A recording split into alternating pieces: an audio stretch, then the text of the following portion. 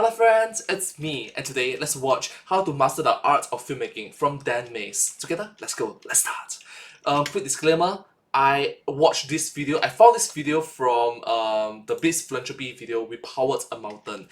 So it was in the link, I click it, and I want to watch it because, you know, Mr. Beast was in it. So thank you so much, Dan Mays, thank you so much, Mr. Beast, and thank you so much everybody involved. I'm grateful. And let's get started. This will be a 3-hour plus video. I can instinctively know because this video in of itself is 2 hours plus 2 hours 50 minutes, I guess 249 minutes. So plus my reaction will be, even right now, it'll be around 3 hours. So at every hour point mark, it's not exactly one hour, 2 hour, 3 hours. It's more like 1 hour plus, 2 hour plus, 3 hour plus mark. I will be giving a single word, and if you do catch each word together and combine them together, well, comment down below. Thank you.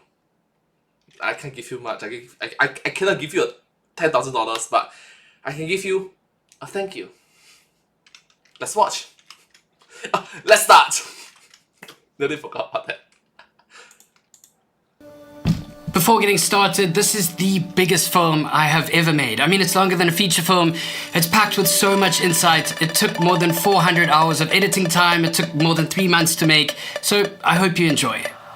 20 years ago, I picked up my first camera.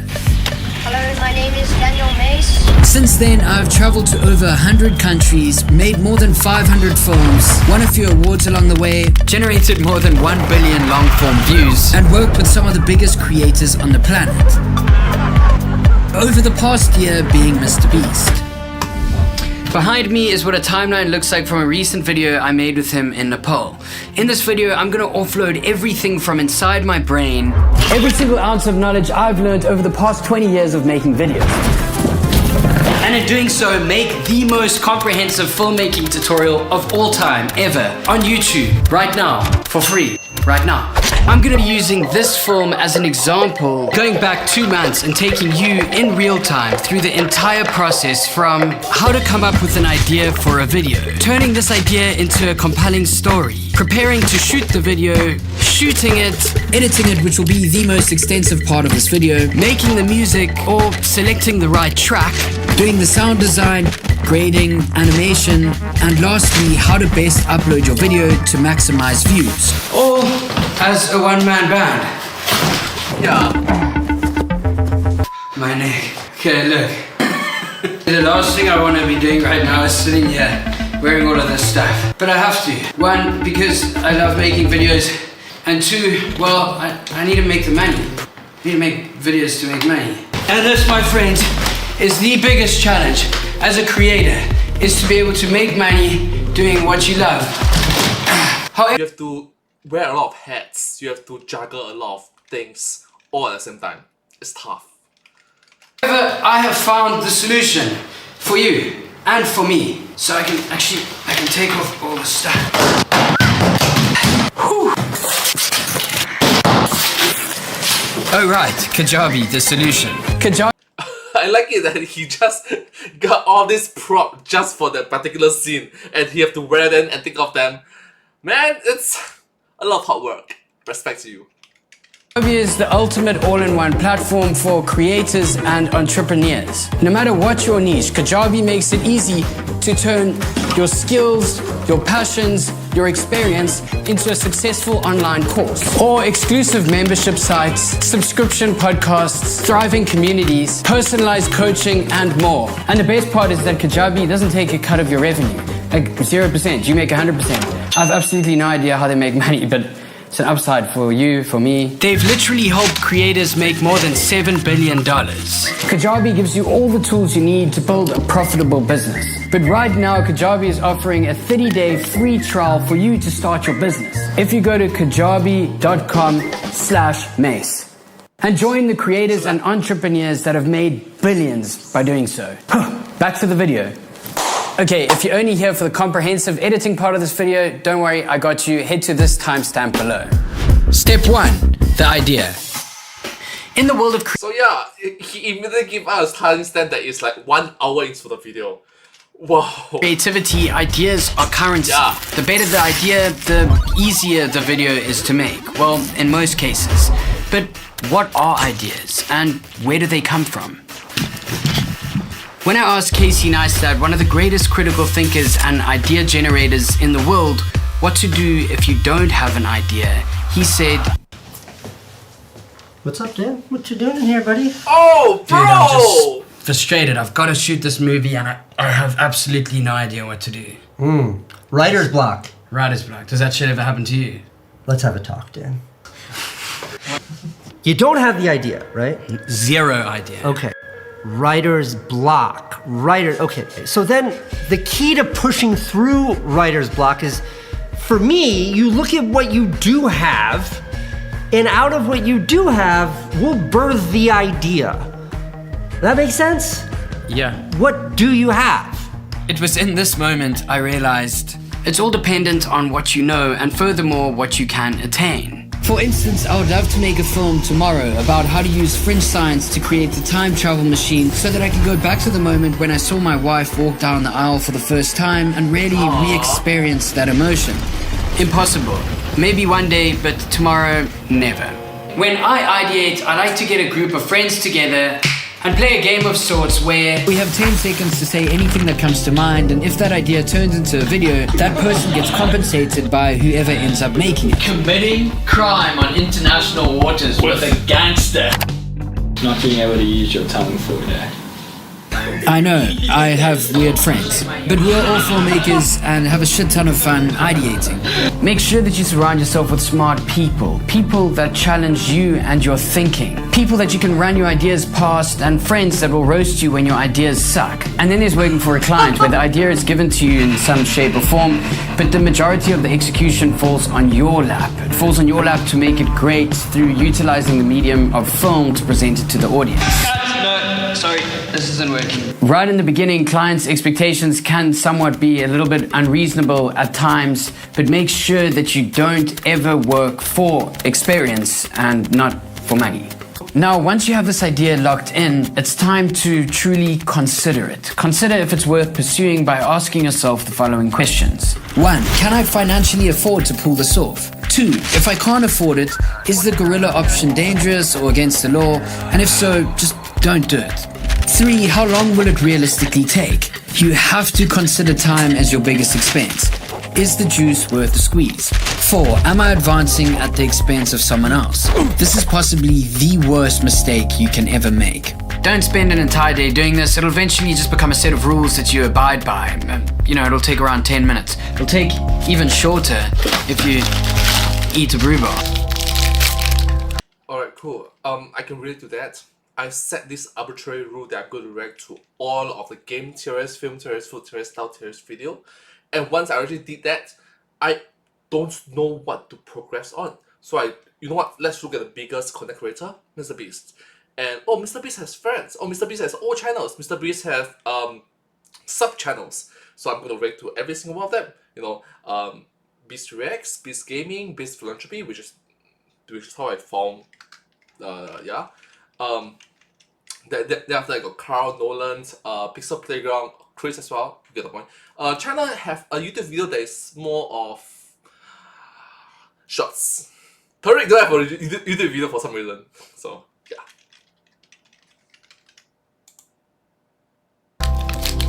Oh, so good. I'll put the link in the bio to buy these. So good! Oh my god! It's good! Oh shit, I think I broke my screen. I think I had a few too many of these for today. They're caffeinated, watch out. Sorry about that. Now, whether it's making a video for your YouTube channel, a short artsy film for Vimeo, a Super Bowl ad, a corporate video for a startup, or any video for that matter, pull references. This is a massive oversight by so many filmmakers. You probably pull ideas from films or ads that you've seen in the past without even knowing, but imagine spending the time scouring the internet, 2 hours, and building a bank of content that deals with the same subject matter within your idea.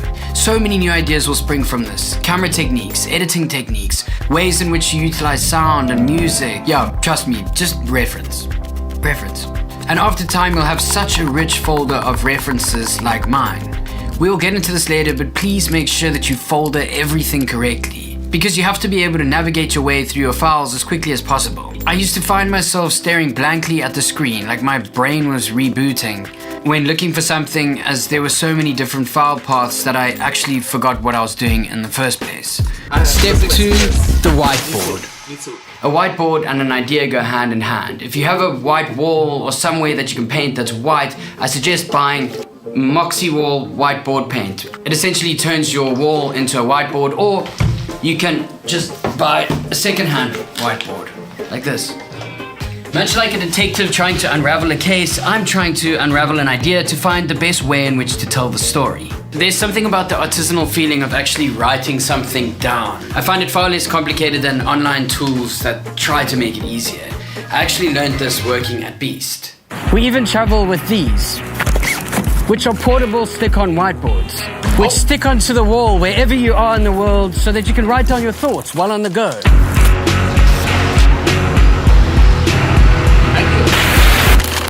I've put the link to both the whiteboard paint and portable whiteboard below. Both of these, game changers.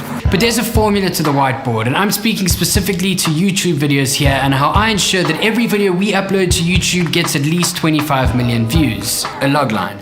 This is a simple one-liner you can constantly return to if you ever feel lost. It's a direct roadmap from idea to execution. Remember, I'm speaking to non-fiction videos here, so for the most part they are unscripted, where spontaneous events may occur out of your control. And this is the point of a logline. This is where the logline will help guide you most. No matter what the circumstances you occur along the way, this will ensure that you stick to the idea. A logline in the fictional filmmaking world, the traditional world, would be used to sell your film, to pique curiosity from a financial backer or a streamer.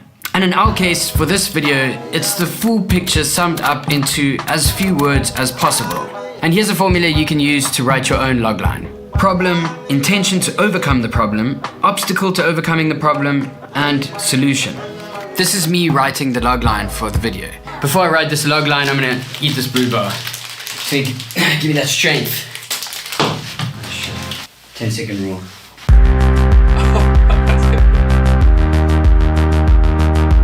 I haven't yet gone to Nepal or embarked on this mission to tell the story. In essence, this is what I feel the film would encapsulate. Problem, which is no power in this remote village, which means medical care for 16,000 people is near impossible. Okay, that encapsulates immediately this severe problem. Then the intention to overcome the problem, this is obvious, which would be to bring power to the village and to provide care and build a hospital. The way we would tell the story is to bring power to the tip of this mountain that's 10,000 feet above sea level, and then on top of that build the hospital to power that hospital. It's just the more compelling way to go about telling the story, and that will come through in this logline. Then we've got obstacle. It's going to be difficult and harsh terrain. It's going to be tough to get there. It's very, very cold temperatures. What we've looked at is going to be like -4 degrees Celsius. Wow. That is in Fahrenheit, this amount.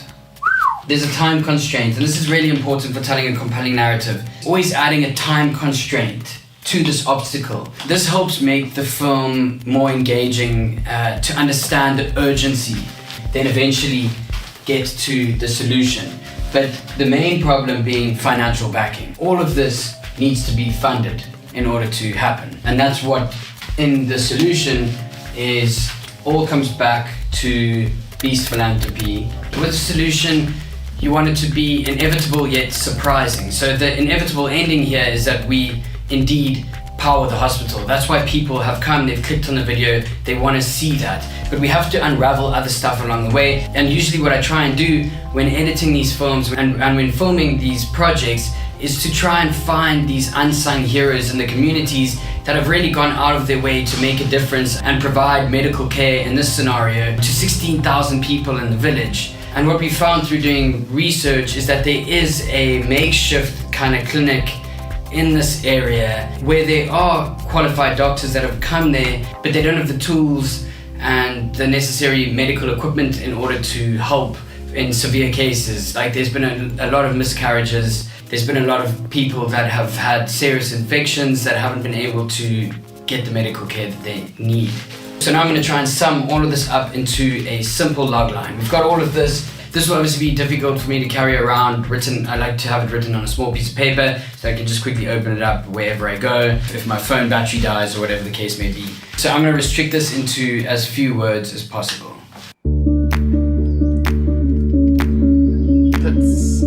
That's actually I've written a really long sentence now, and it's more like a paragraph, but this will now help me to use the art of reduction to get it into a more simple form.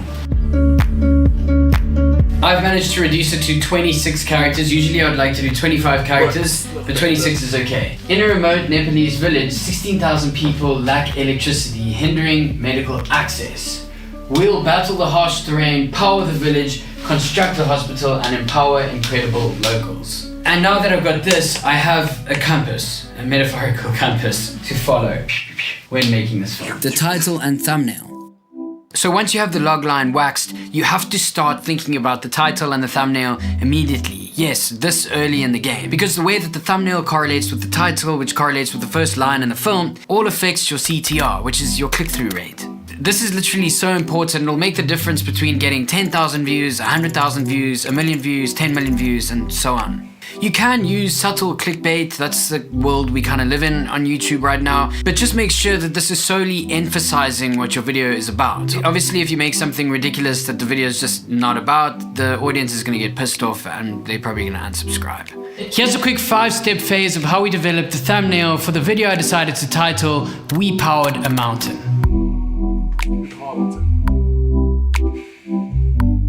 Hey! Now, once you have this down, it's time to... Hey! Wait. Hey! Apparently, if I'm not wrong, they got 2 different thumbnails that is similar concept, but different face and different size of the big one. So yeah. To move on to the hook. When dealing with non-fiction films, unscripted films like these, it is impossible to write a script in its entirety before shooting because I don't yet know the nuance or the environment that we're going to be shooting in. However, I always try to have a strong opening line written up front. Here's me coming up with the opening line for this video. The key to a good hook is to immediately assure the audience that what they've clicked on is the video that they're about to see. The thumbnail that you've shown them is now the journey, the video that they're about to watch. But at the same time, you have to pique curiosity. So if the title is We Powered a Mountain, the audience already knows what we're gonna do. We need to hook them. We need to give them a reason to care right up front, but also assure them that we are indeed going to be powering a mountain. However, we used hyperbole with this title because we only powered just the top of the mountain. We powered a hospital at the top of the mountain. And that's what we're going to try and unravel in this opening line, in this one-liner. Using a one-liner like this wouldn't really work for this video. 1 week ago, this mountain looked like this. Because as I said, the whole mountain obviously didn't change. But if we did light up an entire mountain, if we did power the entirety of the mountain, this would be a great opening line. To have a juxtaposition to what it did look like and what it looks like now, and then the audience kind of wants to understand what happened in the middle. This is one of a whole bunch of different formulas. Okay, I'm gonna try and do this in 1 hour. Focused.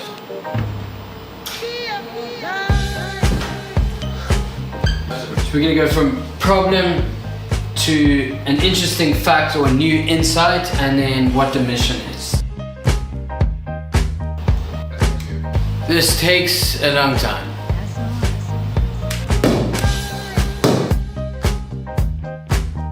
Okay, we're onto something. This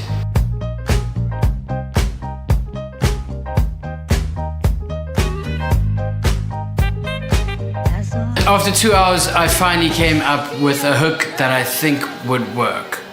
10 days ago, this hospital on top of a literal mountain in Nepal looked like this. What'll be really interesting is to go forward around 5 weeks and see if this line has changed at all. Spoiler, it does. This happens quite a lot when Jimmy and I are shooting. We go back and forth and we try different lines, but they all are around the same idea.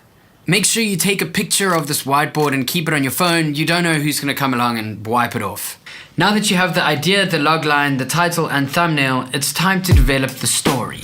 Step 3, the story.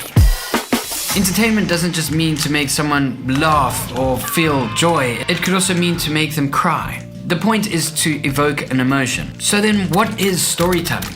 There will be 40 different Google definitions as what storytelling is, but I define it as the process of guiding an audience through a sequence of events that lead to an outcome that can either be inevitable or surprising, or even better, both. The purpose here is to transform human behavior through utilizing impact, communication, and then persuasion. You have the ability with a really powerful story to impact the way people think and furthermore behave. Think of any video right now, not one you watched yesterday or today.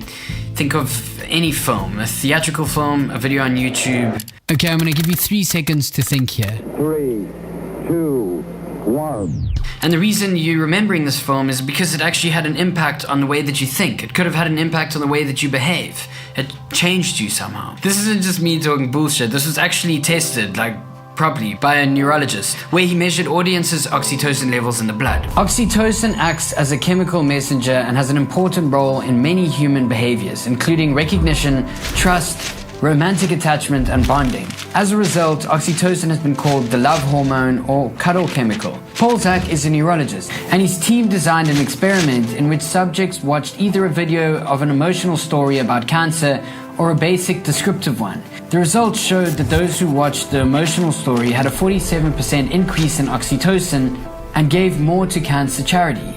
Storytelling made people more trusting and generous. In more tests, Zak found that people who watched public service announcements gave 261% more money to charity when their oxytocin levels went up.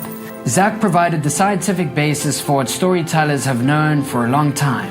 Stories help people pay attention and build trust. A key part of effective bridge building is the long-lasting effects of stories. It's the transformation that occurs from the changes in the brain. Stories can create lasting effects because we remember stories better than individual facts. Stories can be recalled and used to influence people even after a long time has passed. I learned all of this by reading a book by Kendra Hall called Stories That Stick. Look, if you're not reading nonfiction or listening to podcasts, you just are not expanding your brain. Books are the cheapest form of knowledge, and before any excuses start, anyone that says that they don't have the time to read is just lying to themselves. It takes the average person just over 8 hours to read a 300-page book. And if you want to read a book a week like I do, it's more or less 1.5 hours of reading time per day. And that's excluding the weekends. This is the same amount of time, or actually far less time, that I would spend, or I used to spend, watching Netflix when I got home from work. And yeah, being dyslexic, I'm still able to finish a book from beginning to end every week. And if you're interested in reading my top 10 favorite books to storytelling, I've put them in the link below. Videos are so powerful that they have the ability to start fan cults, fashion trends, jargons, memes. They connect you to something far bigger than yourself, and that's why you sometimes feel the urge to click like, to comment, or to share. Like you're gonna do with this video. Please share it and like it and comment. Hey, 20 minutes into the video and saying like, share, subscribe, comment, follow. That's actually quite long. And remember, like, share, subscribe, follow to my channel as well. Thank you. Now back to the video. Please. They can make you more sympathetic towards a tragic event that's happened somewhere else in the world that has nothing to do with you or a rare illness or mental health condition. Stories can and will transform people to become volunteers. Or like we see on the Beast Philanthropy channel, when the video evokes more emotion, the more the audience tends to donate to that cause. Or stories can just purely help you escape for that moment in time. But the more powerful that entertainment, that captivation that you feel, the longer lasting these effects of transformation will be. But how do you tell a story? Not just any story, a great story. A story so great that it will be told for years to come. You need 4 parts. 1. Identifiable characters. 2. A significant moment or an event. 3. Authentic emotion. And 4. Specifics. Then you need to use the art of reduction to break this down into 3 simple acts.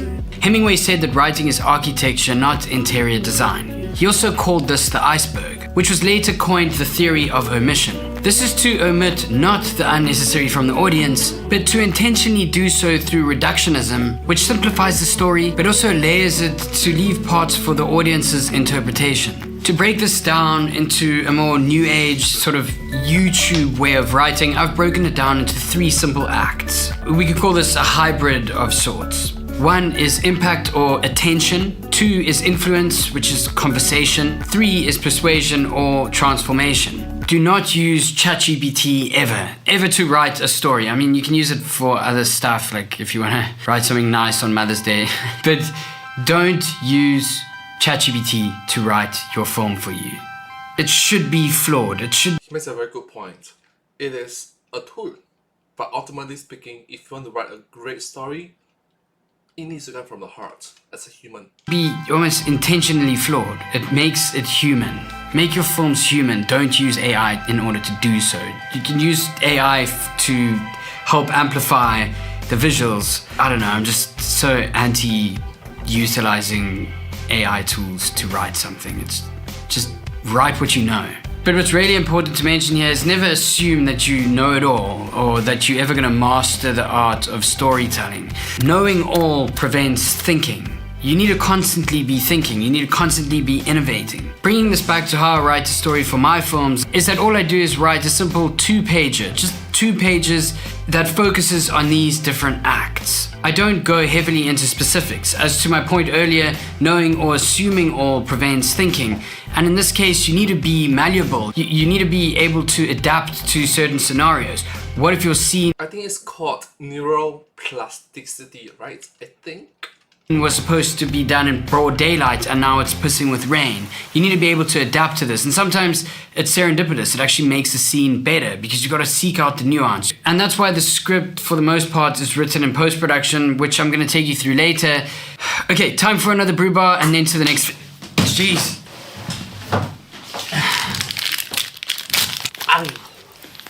Can't get enough of these. Link to buy in the description. Okay, time for the next phase. Step 4, planning your shoot. The first part about the preparation phase is to understand the budget. Now, when looking at budget, don't think that the bigger the budget, the better the film. Bigger budgets actually make it harder to make films. I know it sounds ridiculous, but when you have a smaller budget, there's less pressure.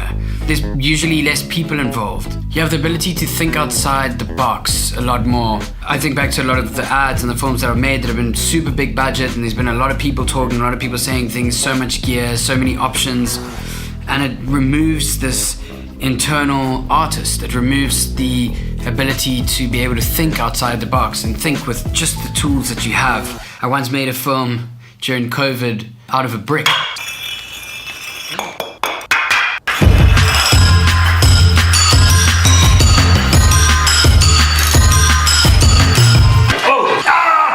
Because that's all that was there, and I needed to make films. Oh, another example is the very first film, the very first serious film that I made called Gift. I had a budget of $350 that I made because I used to sell jams out of the trunk of my car. Yeah, I saved up enough money and I had $350. I made this film, and then that film went on to winning a Young Directors Award at Cannes and a few other awards. And I don't know, if I think back to it, and I had that idea and then somebody had to give me a lot of budget for that film back then, it would have ruined the idea. Yeah, just don't get stuck in this mindset that big budget equals easier films. That's not how it works. But it's really, really important to understand what the budget is, because those are where your parameters are. That's kind of where you can work within that space. For every philanthropy film I make for Beast, there's a fixed budget. And because it's philanthropy, the budget isn't very high, but at least I know every single time what the budget is. And these films do become easier to make because I know the parameters. I understand what I can and what I can't do. As well as Mr. Beast is super generous. And, you know, if we do need something extra here or there, and it does make sense within the film, we do increase the budget. Next is research. Researching the country, culture, and people and the laws of the place you will be shooting is extremely important. When traveling around the world, I want to be respectful of other people's cultures, traditions, and ideologies. This allows me to film as much of the culture as I can, and in the most respectful way possible. Another really good tip of advice is to always couple up with a local. Make sure you take some of your budget and you're able to pay this person to be able to take you around, teach you these things about their culture, as well as they'll help you navigate your way through wherever you are and get the shots that you desire and take you to these places you didn't even know existed. And what I've found is, you know, Google only gives you so much, and locals truly understand. Think about your own town or what you know from micro travel around your city, how you understand it. This will also keep you out of danger and make sure that you don't go into dangerous areas. This I find highly valuable when creating music from the cultures and kind of veering off from the team and going and shooting B-roll. But I'll speak to that later in the shooting phase of this tutorial. You also need to understand the legalities around filming people in public and using their face in your YouTube videos. Every person that features in a Beast Philanthropy video, they have to sign a cast release form, meaning that they've given you full permission to be in your video. Abiding to the local laws wherever you are in the world, as well as abiding to the laws of YouTube, is a must. Next, shooting schedule. This sometimes differs, but I like to cap the shooting days to 3 days, with the 4th day being a contingency day. Contingency meaning if we just couldn't get what we needed to get on that 3rd day or 2nd day, we do have 1 more day to be able to capture this footage. If we don't use this contingency day, it's great because I can use it to travel around and get extra footage, capture music, raw sounds, and capture raw parts of the culture, and just understand the area that I'm in so much better because I'll be boots on the ground in that area, and I'm not just focusing on the story, but I'm also focusing on the culture. This will help so much in post-production. Having 3 shooting days and an extra day also helps with the shot list, because technically we could shoot these films within 2 days, but now the shot list can be more interchangeable. Remember, we're making non-fiction films here. We're not stuck to doing 10 shots a day and with hundreds of people on set. We have to be able to adapt to unforeseen circumstances. Step 5, music. I believe that music makes up around 40% of the film. I know it sounds ridiculous, but it really does. The emotion, everything you can control. Let me explain. This is my studio. This is where I like to make music. If you're not a musician and you're not into making music or scoring for films, then just skip past the section. You can utilize multiple online sites to download great music. If a stock library wanted to sponsor me, I would have shouted you out here, but I'm not going to. I'm joking. I'm remaining non-biased, okay? Trust me when I tell you the right track will make your film.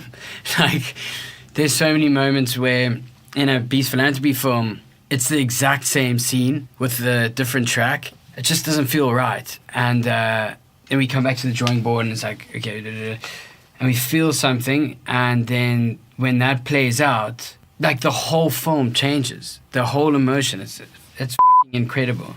This forced Dora to turn to TikTok for help. The very first day I posted, I did not get any views at all. It took one song, and that small video helped me to have my first follower, which I moved from 1 to close to 4.5 million. This on its own is an incredible feat, especially without any access to electricity or reliable cell reception. This forced Dora to turn to TikTok for help. The very first day I posted, I did not get any views at all. It took one song, and that small video helped me to have my first follower, which I moved from 1 to close to 4.5 million. This on its own is an incredible feat, especially without any access to electricity or reliable cell reception. Now that I've got... No way! You felt that, didn't you? No way! The first one was like, yeah, happy, go lucky, happy.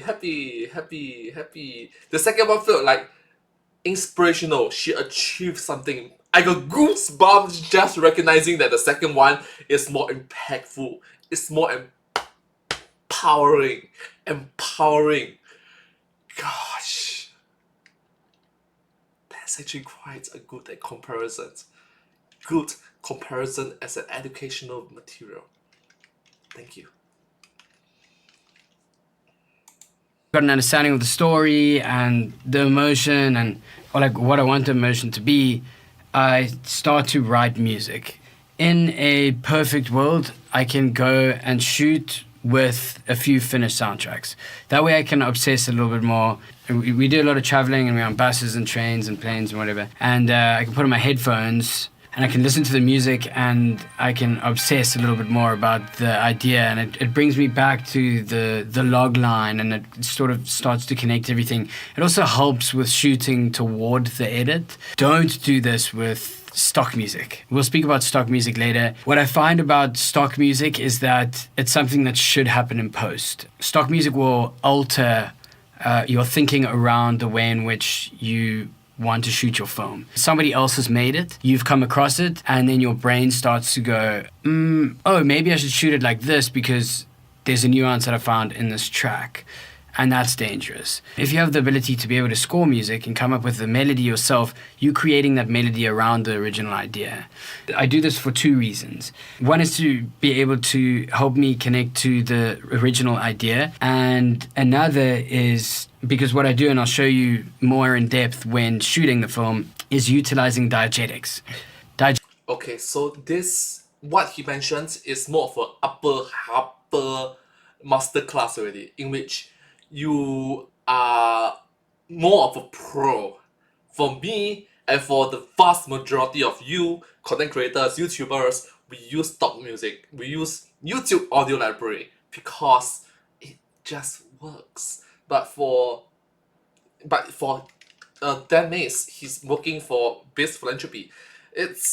They are able to afford to create their own music because they don't set their own their own vibe to it. They are aiming for every single video get more than 10 million views. If every single one of my videos is able to get more than 100k, I'm happy. 100k, 1 million, 10 million. And Mr. Beast is aiming for every single video, minimum is 10 million. For Beast Philanthropy. For Mr. Beast, the main channel, is even higher. It's not 10 million, minimum is 100 million for every single video. Now that is in very pro class, so I'll probably never reach that level. Sorry. Diegetic sounds are sounds that happen in front of frame. Technically, okay, with this pencil, if I bite the pencil, it's a pen. I'm losing it. Oh, I need another brew bar. They're like magic, they just fly out of nowhere. This is a diegetic. And then a non-diegetic is a sound that will happen outside of frame. So I could add a ambient sound outside here to position us next to a train station. You know, it would alter the way in which the audience perceives where the studio is. That's non-diegetic. Diegetic happens in front of frame. So what I try and do is write some form of melody, keep it very, very loose, and then go and shoot sounds that instruments make in those locations, and then recreate the track from those objects or instruments within whatever culture it is that we're in, because it helps the audience feel more connected to the film, helps the audience feel as if they were there. And that's really important. I'll show you an example here now. An anthem made from all of us.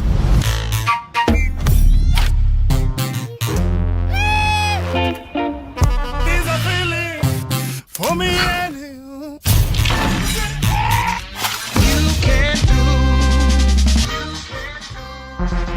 As you can see, the percussive stuff's a lot easier, like anything you want to do with percussion. Okay, I know that if it's like a short few seconds, but I got goosebumps for the short few seconds, in which like, Like that's a percussive sound, you know.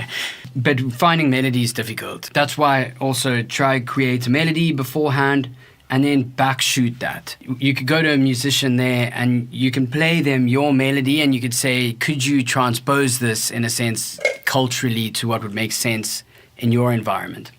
Oh, it just makes it easier. Music also is a language that's spoken universally. So I can just play a piece of music, and someone who can't speak English and obviously can't reciprocate in their language, I can play music to them through my phone and they understand.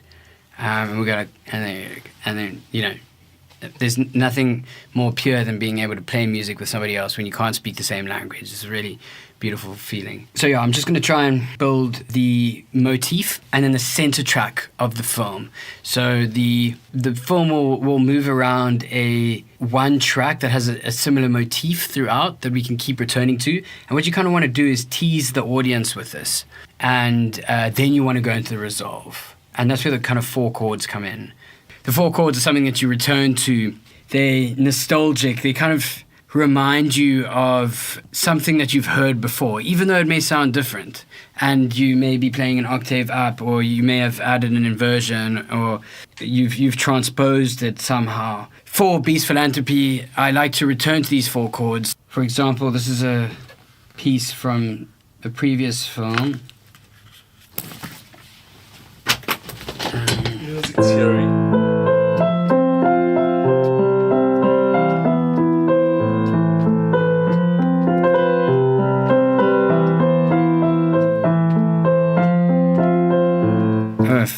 When we were speaking about oxytocin earlier, that's what it does. It pre-releases that feeling. It reminds you of that one time you were in love, or you watched something that was beautiful, that made you feel special. It's nostalgic, it's melancholic, it's, you know, the 4 chords can go anywhere. In saying that, we're gonna try something here. Then what I do is we'll come up with something, record it, possibly write it if it is too complicated. Then we'll take this recording, we'll go to Jason, and Jason is who puts it all together. He knows how to use all the cool tools and stuff. Thank you, Jason. Yeah, he just makes it beautiful. I sit around here and just like plinky plonk. Thank you, Flunk. F me.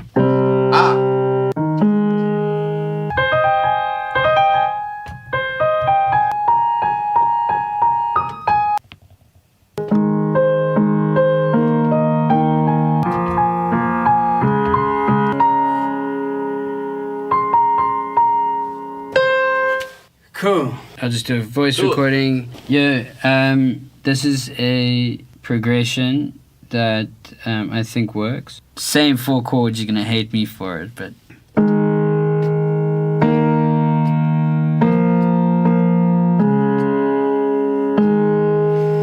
And in the predictables.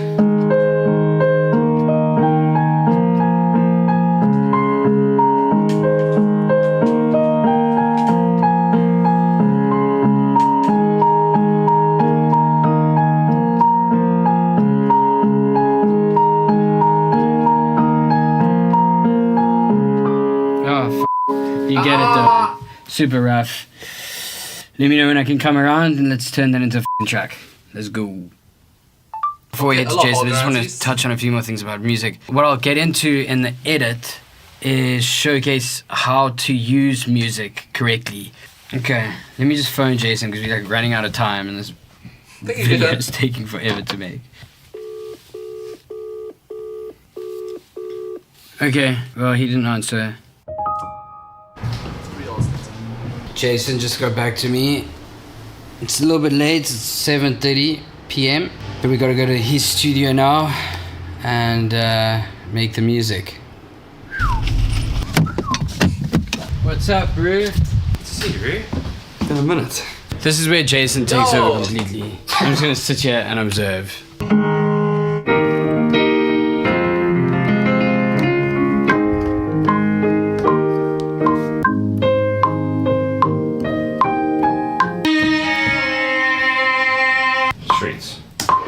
It's 1 a.m. Jason has, as always, carried the entire workload of the music. Okay, here it goes. It's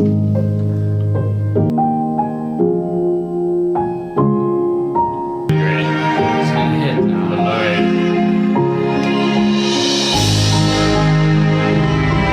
It's gonna work so well in the film. That's how it's done. Back to the office. Let's go. Step 6, the shoot. This is what I pack for a Beast Philanthropy shoot. Small camera, lens, even bigger lens, lens adapter, indie filter, a drive, another drive, and another drive, sound gear, more sound gear, microphone, batteries, more batteries, and some more batteries, charging cube, DV cam, headphones, flashlight, tube light, pink, blue, and black gaffer tape, power bank, another power bank, keyboard, obviously brew bars, lots of brew bars, action cam, empty card holder, full card holder, hyperdrive, lapel mic, notebook, gorilla pod, drone, controller, pelican case, and backpack. And then obviously clothes.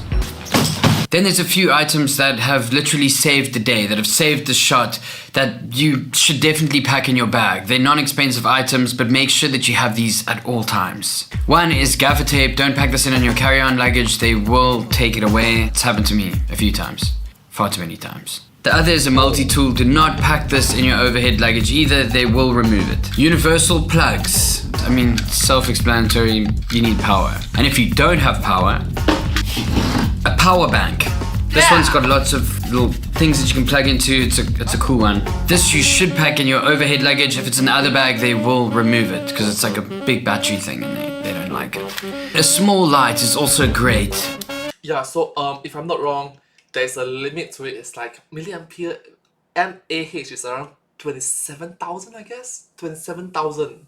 Yeah, on average, 27,000 for airplane. Let me just carry on. Okay, carry-on, overhead luggage is practically the same thing. Carry-on luggage, overbin luggage, overhead luggage, all three means the same thing. Means something that you carry while you go through airplane security. Check-in luggage is in the plane somewhere for the luggage, for the check-in luggage. You know, that is not actively with the passengers. Yeah. So you get the point. They do not like most. I'm not sure if I'm correct or wrong. Most airlines do not like it if you put power banks into check-in luggage. They like it if you have power banks in your carry-on luggage, overhead luggage, overbin luggage. Yeah, because they are able to check properly.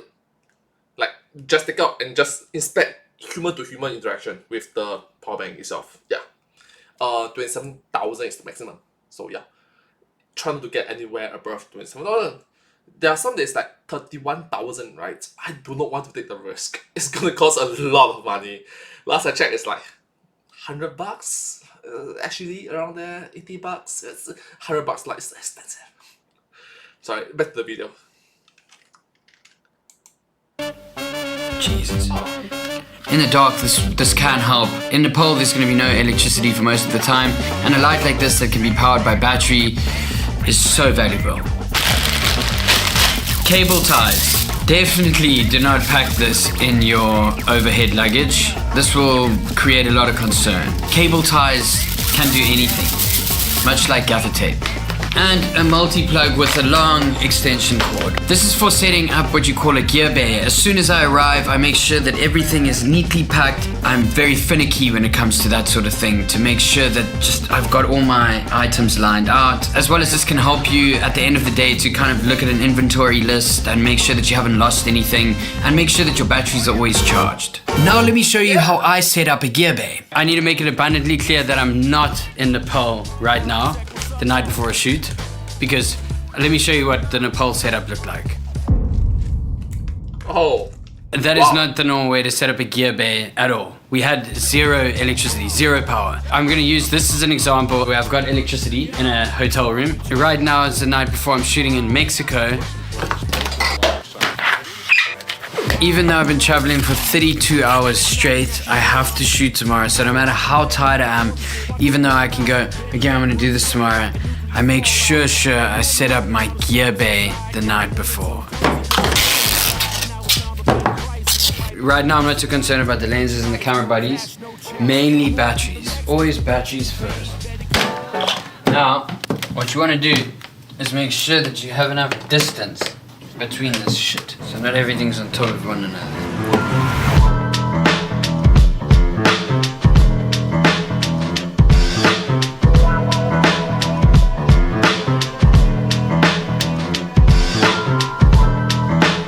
Now that my gear station's all organized, it's time to take a look at my camera and how I set it up for every shoot day.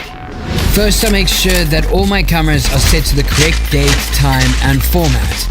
These are the countries that use PAL and these use NTSC. This will alter your shooting settings as well as your frame rates. PAL being 25 frames per second and NTSC being 24 or 23,976. But also if your camera allows for it, you can get 120 frames per second over 100 FPS that you'd get on PAL, giving you that extra bit of slow motion. I shoot everything at 60 FPS standard and then move over to 120 when needed, as you never know when you might need to slow something down. A moment of joy, a moment of sadness, etc. I make sure that my camera is set to shoot in Sony S-Log 3. This is the log picture profile on my camera and will allow me to retain as much detail as possible in the shot. No matter what camera you shoot on, if it does have the option to shoot log, I would suggest shooting in the setting, as this will give you more latitude to grade in post. Essentially, it retains more detail and gives you more maneuverability with color.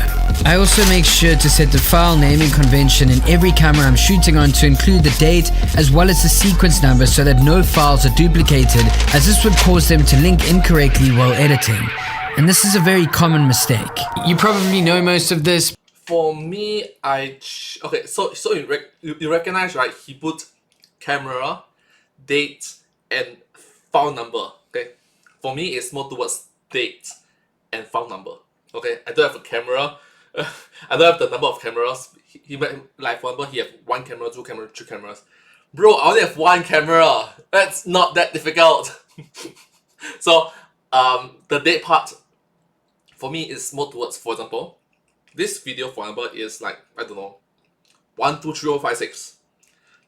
I would label this entire video as 2024 03 12 1, 2, 3, 4, 5, 6. Then how to master the art of filmmaking.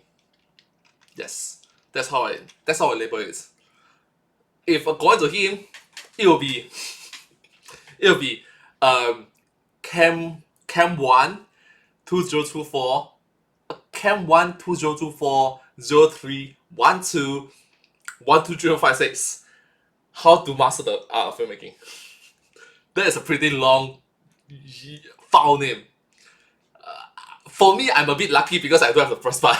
I don't have the cam 1 because I only got cam 1. So yeah, that's a good thing, you know. Work with limitations.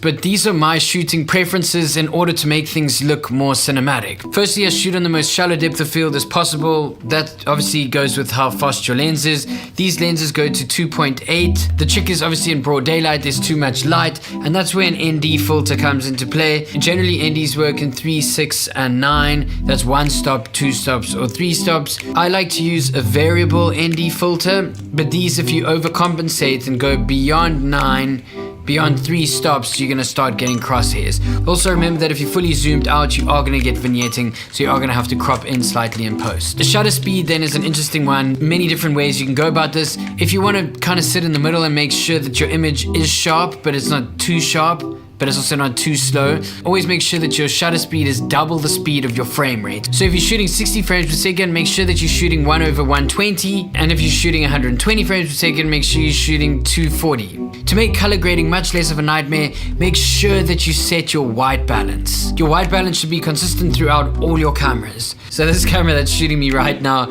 is compensating for this light, or else I'll just be orange. I'll be an orange person. Here, for example, I'm going to change the white balance to make it warmer. And here I'm going to change the white balance to make it colder. At standard, 5600 is known as daylight and 3200 is known as night. These numbers work in what's called Kelvin. 3200 Kelvin, 5600 Kelvin. Every camera has a native ISO. The reason I don't like red cameras is because they just can't shoot in low light. If you like red cameras, good for you. I like Sony's. The reason I love Sony's, they're so good in low light. I'm speaking to ISO here, the native ISO. So with the Sony cameras I shoot on, the native ISO is 640 and 12,800. Make sure that you know what the native ISO on your camera is so that you don't get gain all over the place in your footage. It's just terrible. I always make sure I have 3 formatted SSDs. The reason I use 3 SSDs is for just extra precaution. I had a situation recently with a really shitty company. The shittest hard drive you can ever come across because it deleted and formatted everything. And that company's name is SanDisk. Yes, you SanDisk. You. I knew I was gonna have to shoot this here, so I brought this with as a prop, just to show how much I hate it. Look. Okay. Oh no, what the? Okay, one thing I'll give you, SanDisk, is they're pretty ragged. But they format all the time. What the fuck? Now, because of the fear that's been so deeply embedded within me from losing footage, I make sure that I daisy chain my drives. It just means plug them all in at the same time so the footage trickles between one to the next to the next. I use a program called Hedge to do this. I'll link it below. Obviously, then all my files are the same across all my drives, but then I've got 3 different drives and I can put them in 3 different places when I fly back home in case the plane crashes. Oh no, well then all the footage will be gone. But if one of my bags break and goes missing with one drive, that's okay. So with all due respect, I think if the plane crash, what's the point of the video? I mean, you are no longer alive, so sorry. Oh, sorry. It is useful because it will be the last footage of you. It's like, this is my legacy. If I get stolen or go missing, that's also okay. Yeah, then if the other bag goes missing, well then the project just wasn't supposed to happen. Yeah, that's enough about hard drives. Now, back to my office a day before I fly to Nepal. Okay, now with everything prepped, let me tell you how I actually go about shooting a Peace Philanthropy video. Okay, first, to track everything throughout the day, I create edit logs. This is a document where I write everything down, every key moment from the shoot, and then tag certain files such as interviews or voxies. This is extremely handy whenever I need to refer back to what I shot. This is from the film in Colombia, and it's amazing to go through. I keep all these edit logs. Yeah, these are really special to me. I've got a whole bunch of different books that I keep, and I log everything. It's just so important for post-production.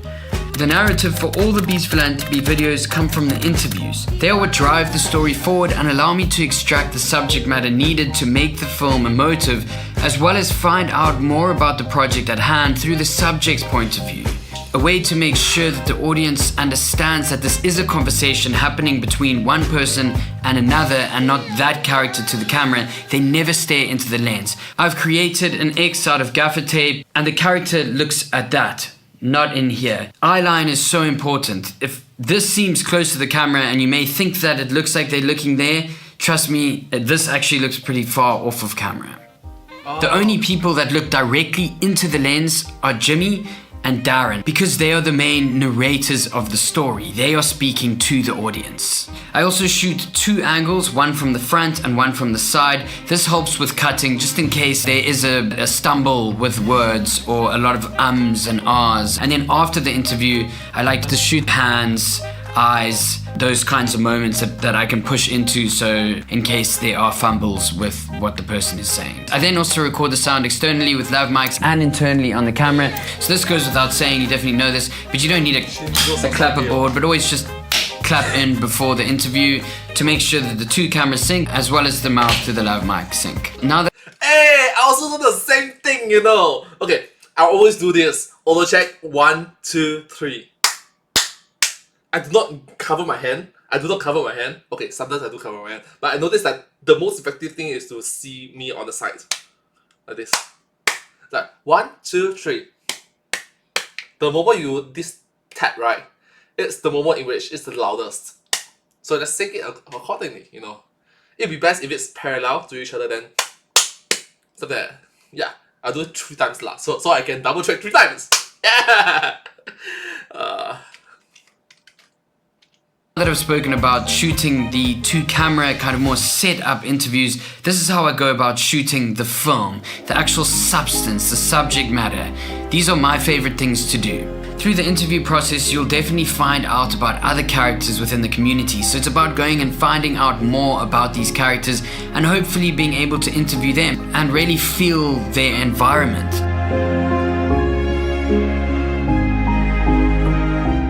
And then once you have this, you'll have the ability to go back and kind of shot list or quickly on your phone or right then and there know what B-roll shots to get that will best amplify the moments. Diegetic sounds, going out and hunting for music and hunting for sound and hunting for culture and dance and rhythm and music. I've probably said music twice there because it's so important for me. Then there's match cuts, which have to be on a tripod. There's nothing worse than match cuts and the ones this way and that, and then you're sitting in post and you're trying to fix them all. Match cuts are used for multiple reasons. I use them to showcase scale, so I use with people's faces, match cutting through a whole bunch of faces, or to showcase a building before it was built and when it was built, or before it was restored and when it was restored. Also, multiple angles of things just add more context. It's what's known as the mise en scène. It gives you the environment that you are in. Time lapses can sometimes become a little bit redundant, but they're great. They're great to showcase and kind of merge time and space and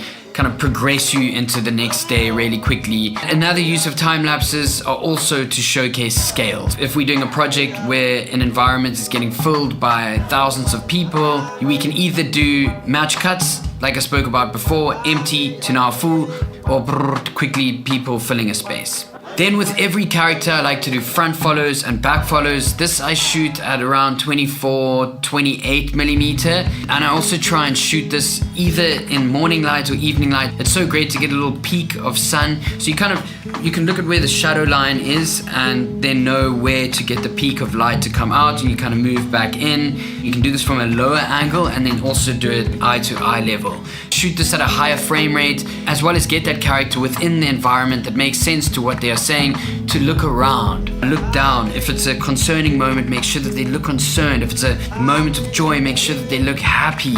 Get them to look up in each direction. Remember, again, it's an unscripted film. We don't know what we're gonna have to use in post, so overshoot here. Make sure that you overcompensate. With Beast Philanthropy films, we deal with pretty harsh subject matter, and this is a difficult thing, you know. There's a line that you can cross, and we don't want to cross the line, but you also need to showcase these harsh realities. For example, if there's an area that doesn't have access to running water, you can use iconography like a tap that just has one droplet of water coming out. And then there is certain subject matter that's just, it's tough to watch, and you have to consider the audience here. And this is where animation is a great tool, a great way of being able to describe this in a non kind of gruesome sense. Then if I have the budget, I use a licensed drone pilot to just get some drone shots of the area. Again, I'm not a massive fan of too many drone shots, but this does help again with the mise en scène, the environment, showcasing where it is, as well as, you know, there can be some quick and clever cuts with this, as well as match cuts from above, from the side, being able to access areas that you wouldn't be able to access. I'm fine with using a drone. I hate a gimbal. You do you, shoot with a gimbal, that's just not for me. The reason for this is because the gimbal gets misused. The gimbal now, for some of the reason, people want to just shoot stable shots of everything. They're moving shots, moving through doors, moving out of doors. For instance, when someone's running, you don't want to see a smooth shot of someone running. You want to feel the running. You want to run beside them. Remember, we are sitting in non-fiction films here. We're sitting in YouTube. This is the reality of what it is. Be shaky. It's totally cool. It's unexpected. It sits outside of what's become now the norm. These stable, shitty shots. Then there are comedic bits, which I'll show you an example from a recent film in Mexico. We were walking through the park and we just found a mariachi band.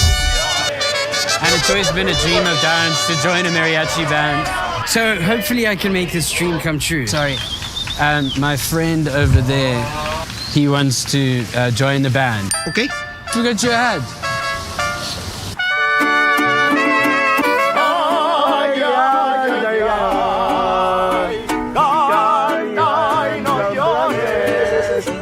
I think we have to shut this down. This is terrible. That was one of the greatest experiences of my life. That shows you how boring Darren's life is. These help make these videos. To be fair, A for effort. And yeah, 1 hour into the video. Hey, let's think of something creative to type in the comment down below. I do mention, right? 1 hour mark, 2 hour mark, 3 hour mark, right? 1 hour mark is here, so let's choose. I don't know. What should I choose? Any word that comes to mind. It should be 3 separate words. Anything on my Humdrum Singaporean reacts.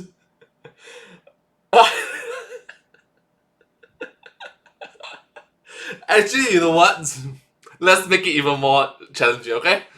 Let's make it more challenging. The first word, I'm gonna spell it out for you, okay? The first word is MURDRUM. DMUH. That's a very well solved. So that's the first word, okay? Second word, I'll tell you later. I'm pretty sure you can guess what is it about. Video is less fatiguing. So when watching it, because it's such emotive subject matter, you get the audience to a point, and we want tears and we want people to feel that feeling, and then you want to kind of break that feeling for a little bit and give them some humor, give them something to enjoy. I believe that all the dogs are scared of Darren because every time he tries to feed a dog, they run away. Not every dog. Not every dog. Look at that one. Dogs like me.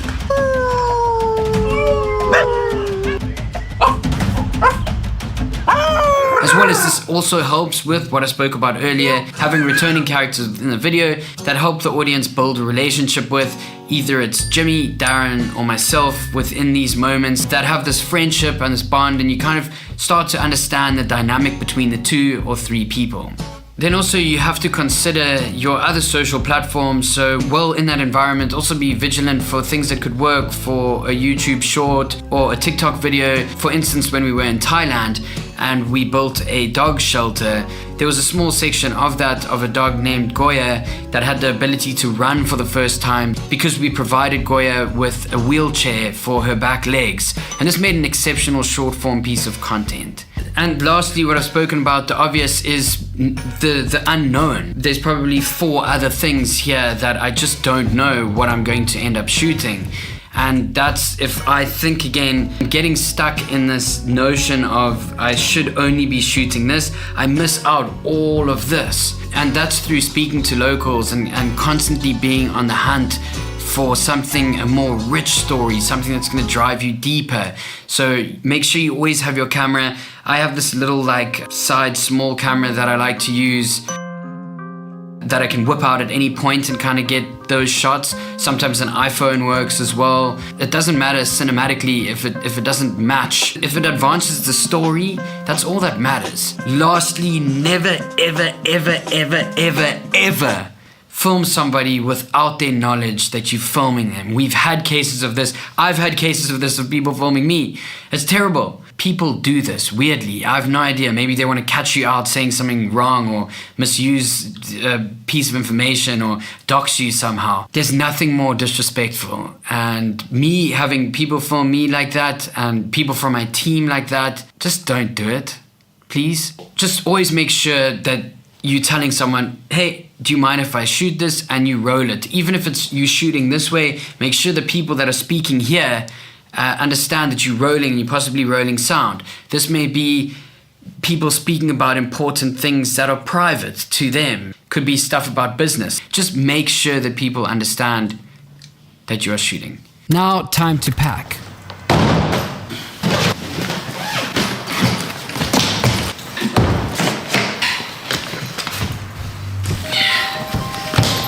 Ah, shit, I need shoes. Alrighty, off to Nepal. Let's do this. After 3 flights and 28 hours of travel, we finally arrived in Kathmandu. But we still had to jump onto That thing. That's our form of transport. which was a really uncomfortable 9.5, very rickety and bumpy ride, all the way to the top of a 9,000-foot mountain. We even drove past the Milcut mirror wall, which is filled with thousands and thousands of mirrors. Because of this really long drive, Darren, who is the executive director of Beast Philanthropy, got to sit down and talk about what goes into the shooting part of the process after all the planning has been done. The truth of the matter is that this is probably the most difficult and most demanding part of the whole process. And by the time we're ready to go to bed, it's 3 or 4 o'clock in the morning, and we'll do this days in a row. I don't want to make it sound like it's terrible. It's an incredible adventure. Every single shoot is different, but they're incredibly tiring and grueling. Things don't always go the way that we plan. Darren and I fight about the concept all the time. Dan and I fight about everything all the time. I just said that. Not the concept, I'm talking... Oh, you're doing it again. in all honesty, none of this would have happened without Jimmy. He has been the rock behind everything that we are doing over here. The fact that he has given us this platform to do this and the significant amount of money that he invests in everything that we are doing is something I'll never ever be able to express to him what it means. And then as we drove on, Darren rambled and rambled for hours, as he usually does, until he finally said something worth noting. When we finish the project planning and everything, that's when we head on location and start planning our shoot with Jimmy. Here's a quick example of how I shot Jimmy for the video we made in Mexico for Operation Smile. While I waited for Jimmy to arrive, I went through the printed version of the script to make sure that everything was perfect. I always start off by getting B-roll shots of Jimmy walking through the field. Even though Jimmy is highly camera trained, I like to do B-roll shots first and share these kind of off-camera conversations and some laughs, which really helps when he's talking to the camera. Next, I shot all of Jimmy's lines to camera. Mexico, Operation Smile. I put so much emphasis on making sure that Jimmy's cadence is correct. We go back and forth a lot just to make sure that this comes across the right way. One of these patients is Emmanuel. Am I happy or sad? Or just neutral? Yeah, you neutral. The reason I have to help guide Jimmy's lines to camera and VO is because he has not yet seen the edit and somewhat is going into this completely blind. I really do appreciate the trust he gives me to direct him with this. It's during the reviews of the edit that he does sometimes request VO changes, but very rarely does he request changes to the lines he delivers directly to the camera. Even though I script these lines, Jimmy uses it very much as a guide, which helps him understand the story, and then he shapes the lines to make them more his own. Here, let me do one like that that's a little shorter. You don't have to use it, but you see how Yeah. All right. For hundreds of thousands of kids in South Africa, the only thing standing between them and an education is a simple pair of shoes. Let me explain. What seems like a small nuance is actually massive. This makes a huge difference in the edit. It was time for patient number 99. He did it! Just look at the relief on his face! Like that, or? Perfect, and let's tone one, like just one down. He did it! Just look at the relief on his face! Perfect, that's amazing. He did it! Just look at the relief on his face!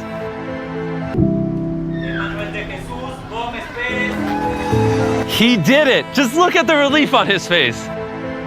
Okay, with all that being said, back to Nepal. We're getting close to the... Thank you so much. You make a very good point. It's like, hey, it's good to be excited, yes, but this philanthropy is more of being grounded, being relatable, being compassionate for one another. People is able to understand you are helping others. Yes. I know, okay, let's be honest. Like, a good solid 99.99999% chance no one's gonna watch this, but hey, thank you so much, man.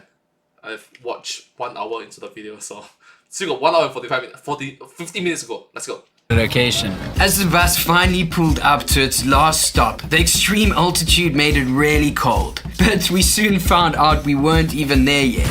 Darren says it's a beautiful walk. I say it's a treacherous walk. We still had to walk 5 kilometers with just 3 miles to get to the village. Until we finally arrived in Kalagwan, one of the most beautiful villages in rural Nepal. For the next 4 days, we were graciously hosted by an incredible Nepalese family. Welcome my house. Thank you. Welcome. Thank you. But there was a slight problem. There were 2 beds and 3 of us. And from past experiences, Darren! I knew that I needed a good night's rest. So how are we gonna do this, boy? Do what? You know. Well, Luckily, our neighbor was kind enough to offer Darren his own room. And just before the sun was starting to set, I got to profess my love for Darren. It's supposed to be a heart. I love it, man. Alright, dude. Got you good. Got you. This is Beast Philanthropy hair and makeup. And now, We have to walk with the whole way to the top of that thing up there. to meet the community. The walk there was Oh my tougher than expected. Okay. I like it that it's like, oh my gosh, that is dangerous. And like, hey, they are laughing off. Hey, they are they're being lighthearted about it. They're being understanding about it. Hey, they're treating it as a joke instead of escalating it. They're de-escalating it. So yeah. Thankfully, we made it in one piece. Even though it was the first night, I felt extremely... One Piece! 俺は海賊王に俺はなる海賊王に俺はなる welcomed by the community. Stroganoff love. Dalabad. And instead of immediately filming, I got the opportunity to immerse myself in the culture. Make sure you create these strong bonds with people, with the locals. It's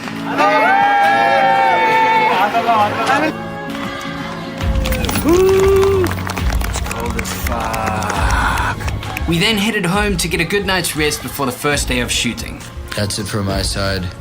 I got really hectic hay fever. The next morning, with no time to waste, I grabbed my camera and headed out to the village to start shooting. This is my movement order or shot list for the first day of shooting. I started out by going to the neighboring family and then filming all of these details around me. Notice how I'm non-invasively directing the people that I'm filming. This helps me ensure that I always capture the moment that I'm looking for. And when filming a conversation like this, it's important to understand when to point the camera at the person speaking and then when to pan over and point the camera at the person listening. This obviously comes with skill and practice and just doing it a lot. It will eventually become instinctual to predict what's going to happen next. I then stumbled across this man playing the guitar because it's raw sounds like these that I can more easily turn into a track at a later stage.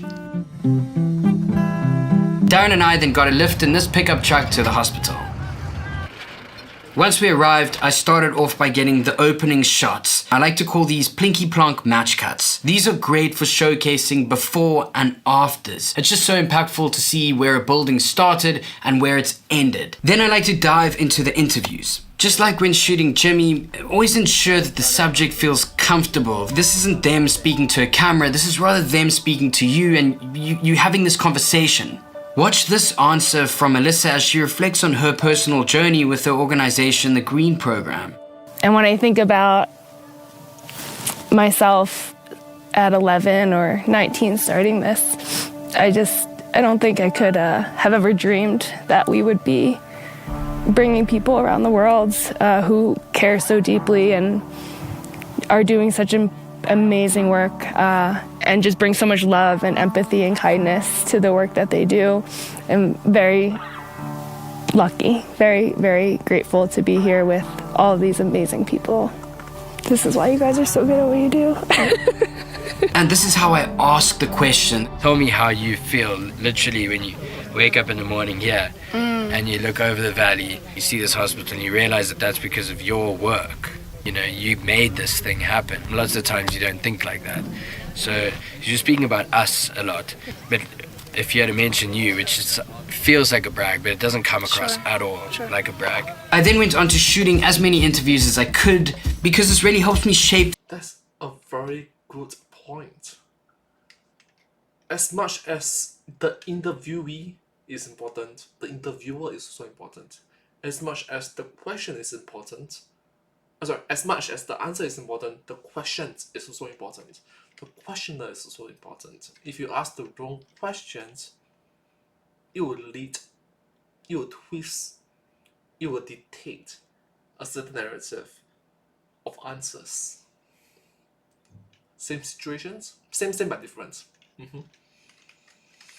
The story early on. I then try and cram in as much B-roll as I can before the end of the day, like drone footage and time lapses.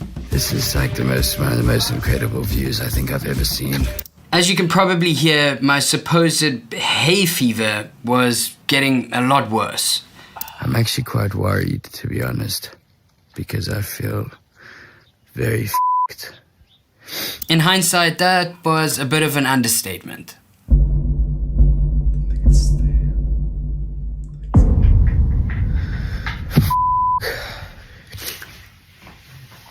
I'm not doing well. I'm feeling really sick, so I have to head over to the local medical post. So I'm going to experience kind of what it would be like without the hospital being put in. But we're lucky enough that we get to drive there. Usually the locals would have to walk over these like really intense roads. Bro, you are sick and you still have to travel this intense road. Walk! Truth in, oh my gosh. Okay, let's go.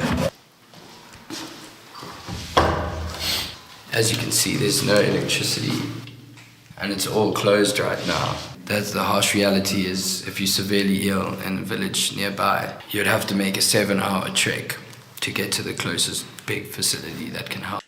On a very practical basis, it is a death sentence. On a very practical basis, it is a death sentence. It sucks. We had to wait for the local nurse to come open up. I'll be honest, at this moment, I felt like absolute shit. So the local nurse has just arrived. The doctor and nurse checked me out, and luckily it was nothing life-threatening, just a infection of the pharynx. It's called Gati. Gati. Yeah, Gati infection. I've got a gnarly Gati. I then got some medicine for my Gati infection and hoped it would get me through the night and through the next days. Okay, just to check in, it's day number 2. It's definitely tougher than it normally is. That night I got to rest, but at the same time I had to ensure I'd planned out the shot list for the final shoot day. 3, 2, 1. The next day, the team was hard at work finishing up the construction of the new hospital. While still not feeling great, I pushed through the day and shot the last solar panel setup.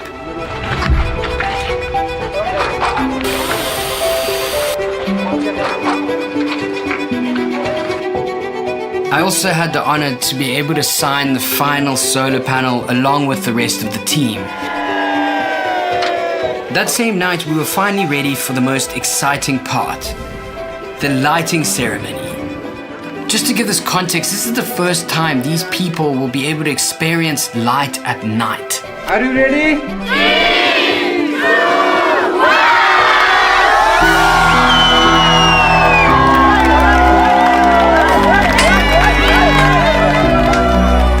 That night we went to bed as early as possible because the next day was going to be really, really special. Oh my god, it's broken. This is hectic. It is 6:20. Finally feeling better. Just packed up all our stuff.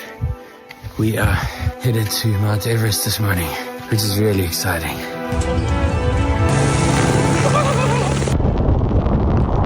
That was so f***ing rad. We're off to Everest.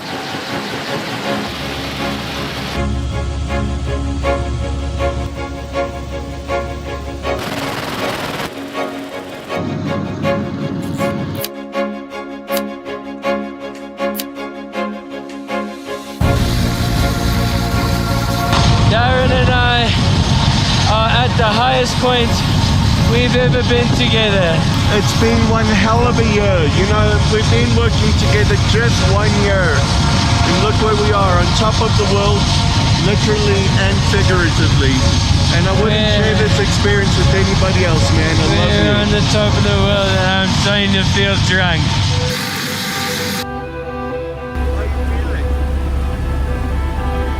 Feeling exceptionally lightheaded and somewhat kind of drunk, I couldn't help but faint in the helicopter.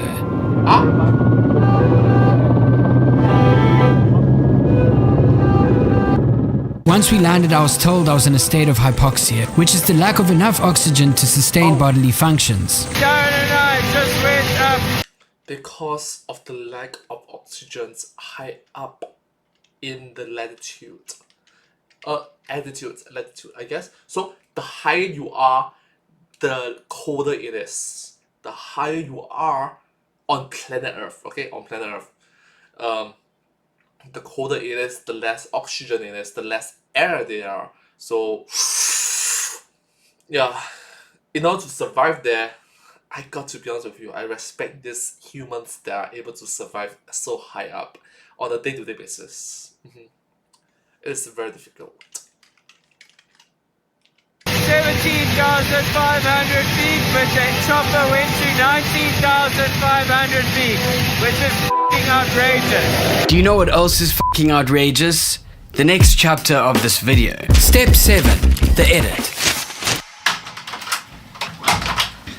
Okay, back from Nepal, and it's time to get into the most beefy part of this video. This is the most requested tutorial that I do, which is the editing process, the entire post-production process. So I'm gonna take you through in real time how I edit this video with every single technique. This is gonna be insane. I've never done anything that's remotely as comprehensive as what I'm about to do.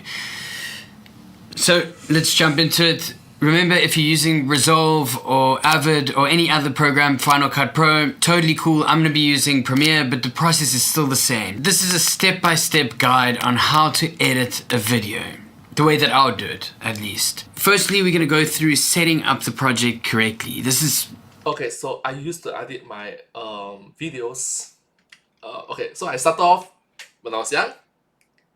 Windows Movie Maker. It works! Then I tried using photos. But there's a limitation of photos. It will only export 1080p at 30 frames per second. I want to go to 60 frames per second. I was ambitious.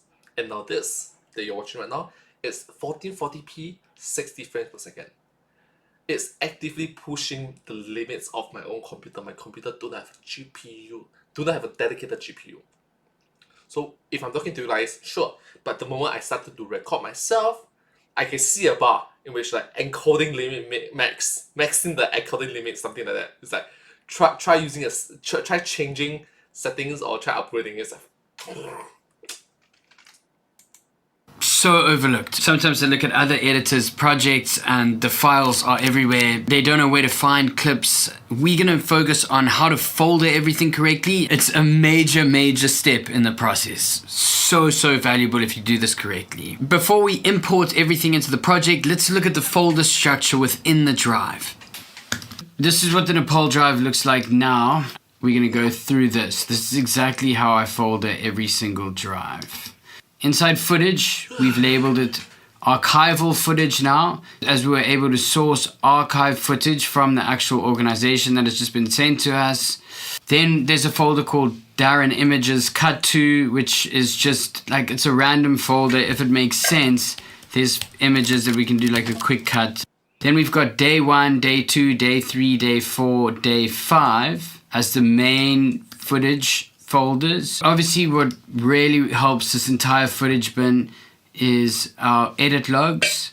Once going through all of them, if I'm confused as to what's on which day, which we'll get into, this will be able to drag into Premiere Pro in a really organized way. We've then got freelancer footage, an amazing guy that we got to work with in Nepal, someone else who came and helped out. His name's Dusty, he's awesome. Then we got the pickups. He then went back and was able to shoot a bunch of stuff that we just couldn't get, which is amazing. And then all iPhone content. This is just for reels, verticals, that kind of stuff. And if we got any little cutaway moments that we may need, little voxies on iPhone, goes there. Next is music. As you can see now, everything is, the full mix sits here, but everything else is what you call stems. Stems really help with editing in case you want to remove an instrument or if something sounds a little bit too intense. You just have more maneuverability this way. So I tend to edit with the stems from a full track, a full mix. I break those down into about 5 stems. Nepal tracks rough is kind of where we started off. Those are ideas, and sometimes may return to that and be like, okay, cool, let's flesh that one out, let's try that. Once we've sort of started to get to the end, we put them in the Nepal tracks as stems. V1, as going through the post process, we might have V2, V3, V4, as we may make changes to the music. Then sound, which is broken up into 2 parts, sound effects and raw sound recordings. Those are the sound recordings per day that were shot on the lav mics external to what was shot internal on the camera. Then underneath the sound effects folder is all the sound effects. This generally happens by going through stock sites and sourcing sound, but I've got such a rich library of sound effects already, I just drag that in and pop that into that sound folder. Then what we do is we add a music diegetic folder in here, which is everything instrumentation wise or diegetic sounds that we can then create a diegetic soundtrack out of, or we may just want to use certain moments. There's a track here. My hands are freezing, you know. That's awesome. So we can take that and turn that into a soundtrack as well, which will be amazing. In the footage itself, we may find moments of hits and kind of percussive sounds that we could use along the way.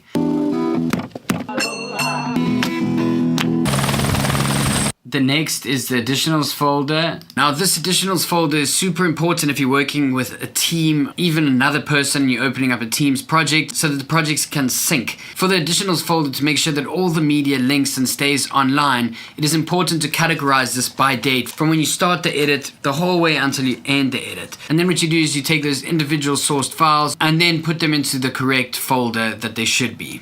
Next is exports. This is where I would export the brand review, a review for Darren, a review for Mr. Beast. But usually what I find on drives and seeing on other people's messy drives, which is scary, is things are just all over the place. So just export it into what's either here on this root folder or within this root folder here, which is just terrible. This here looks like just like I want to start editing. It makes me really excited because everything is so perfectly organized and I'll easily be able to navigate my way through here. Next is animation. As you can see, the file's just empty now. GFX, the same thing. That's just the graphic effects that are then added. We will source these externally and then we'll pull them back in. The rest of the drive is pretty self-explanatory and I shouldn't have to go too into depth for this except for final exports.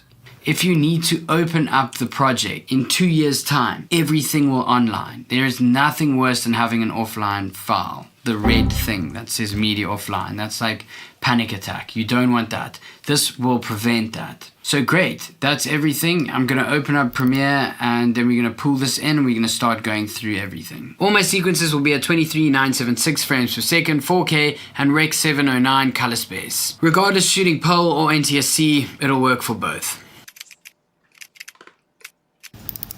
Before importing anything, I'm first going to set up the sequences bin and I'm going to lay out all the sequences as per the edit log and as per my knowledge from what we did shoot and what sequences we're going to need. I make my first folder called master, and that is where the master story would go. Right now there's obviously no master story. It's just a sequence that is sitting in there called master story 1. Then 2 is the selects. Selects form arguably the largest part of the project. This is where all of my footage will be categorized by shot type, scene, behind the scenes, theme, or event. This makes it extremely easy for me to find footage when placing in B-roll or when I'm looking for a shot. I'm like, oh, I wish I had something like that. Instead of searching through the footage bins, I navigate directly to the selected sequences I need to search for the shot that worked the best. 3. Scenes. This is where I first build out the string outs and then I just narrow it down and down and down until it becomes an individual scene.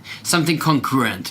A whole bunch of scenes will be placed in here and named by those scenes dependent on the project. But then I can go to those scenes and it's kind of like a puzzle piece. I go like, okay, cool, that scene works here, that scene, that scene, that scene, that scene. And then I can flip them around. And these scenes don't need to be perfectly cut because I will then move it into the master folder, and the master folder as well add music, etc. So again, these scenes are for longer string outs and then it's just reduce, reduce, reduce, reduce, reduce until I've got a kind of scene that makes sense. Multiple different camera angles. 4 is for interviews. This is, like I said before, the narration of the film. This is what drives the film forward. Interviews are split into 3 separate sequences: synced, cut, and selected. The synced sequence will have 2 camera angles and the audio synced together. Then in the cut sequence, it's the entire interview still, but with all the ums, the ahs, it's my questions removed if I've conducted the interview. It's kind of just also a long string out, but there can be multiple different answers within this. It's not a perfect put together story, what I do is go through and listen to the entire interview again, and as I'm going through, I like to then just chop. That sort of makes the synced cut redundant, but if I do need to go and get a moment and or whatever for who knows why, the synced cut is there. Then finally, the select interview sequence. This is where I cut down the interview into just the best parts. And I start to move things around and make sure that the sentence structure is correct. And once you've done this, your story's starting to come together. There may be 20 different characters, and you can start to place these on the master timeline. And then you'll also know what that person says there doesn't really make sense, or that character doesn't really need to be in the video, even though on set while shooting you'll be like, wow, what that person said, it really hits me hard. By going through all the interviews, you can see how to intercut these interviews together for it to make sense, and for each sentence that everybody says to complement one another. I've also got a bin called 99 old. This is where all my old duplicated sequences get stored. It's almost like my trash can, but it will never be deleted. It allows me to keep my project neat and tidy. This is super important. Okay, now it's time to import the footage. It's an exact duplicate of what was in the drive. When this import error pops up about your XML files, it's totally cool. Just click OK and move on. And then what's really important is our nested folder. Any sequences that are nested, we throw in here. Now the project's ready to go and it's super late. What I'm gonna do is tomorrow have the longest day of my life ever, I think, and start cutting the selects and then the scenes. I'll see you shortly. Okay, it's day number 2, and no better way to start off the day than with a brew bar. Good. Alright, me too. Okay, let the fun begin. This is the hardest part. I'm gonna go through all of the footage now and put it into these individual sequences that we've created. Okay, so there's multiple ways of doing this. I don't want to say it's boring, but it is. I want to understand the story and get through it and remind myself of a bunch of things. So I have to sit down and actually cut through all the interviews. That's the very first thing that I'm going to sit here and do. And then from there, go through the different bins and slowly start with the footage. So over here, we're going to look for, in our days, I'll return to the edit logs and be able to know, okay, fine, on this day I conducted that interview, on this day I conducted that interview, etc., and then I'm going to layer it all out. So let's go. So I've opened up my edit logs. This is really important. This will help me figure out where the interviews are and which day I did what. Day 1, we got travel shots. Day 3, we've got an interview up front over here. Then we've got Darren interview. So on the 3rd day, it seems that I did most of the interviews. So what we can do is go straight to footage, day 3, and in here, we'll go through where we were. We're going to go to sequences, we're going to open up interviews, we're going to go to Melissa, and we're going to go to just the synced version now, where we're going to pull in a duplicated sequence. And while we're here, we might as well just create the others. So first thing we're going to do is put everything into the synced. So we're going to open that, go into our footage. We always look for the clap mark. Shuffle in a little bit. There we go. All interviews conducted are like sometimes even longer than an hour, but you know, minimum 30 minutes, maximum kind of hour and a half. A7S was camera 2. This is side angle, as we can see. And we're going to sync that with the front angle, which was shot on the FX3. So now all we need to get is the sound file. So what I usually do for sequences like this, so if I want to pull it into another sequence, I've got interviews, Melissa. Now I want to do selected, open this, and I'll pull it down here, and that makes it easy for me to then pull something one by one. However, in this case, obviously it was just a copy paste, so no need to do that. So that's now all remained in sync. It's gonna stay there just like that. I'm probably never gonna return to that. And now we're going to really start chopping. As you can see here, I'm busy removing just most of my talking and just all the prompts. Yep, responsible travel. Responsible travel. And adventure. And adventure. So you can see here she fumbled on her line. We believe in empowering future leaders. We believe in the power of... We're going to take her we from here because I asked her to start again. So as you can see, there's going to be a lot of repeat of what she's saying because I'm only in the Melissa selected sequence. Once it goes to the cut sequence, that's when I've actually cut it up. This is why you guys are so good at what you do. Okay, we got a good cry moment here. Just pop it up one like this. Okay, so I'm done with this first interview. So as you can see, I took something that was 45 minutes and it's only on 5 minutes. But remember, this is not the final cut sequence. This is just the selected. So now I'm going to pull it into the cut sequence, but I'm not going to cut it down yet. I'm leaving it there. I've banked all the knowledge in my head and I can remember what she said, and then I'm going to start playing around with cutting and then building her sequence out for the cutting sequence. But again, so great to have all of these options. So if I have to ever return here, I can. Her interview, if it goes into the film even, we haven't decided. Sometimes a character, it just doesn't complement the film. It would max be 40 seconds. Now what I'm going to do is you're going to see a hyper time lapse of me doing all the other interviews. Let's go.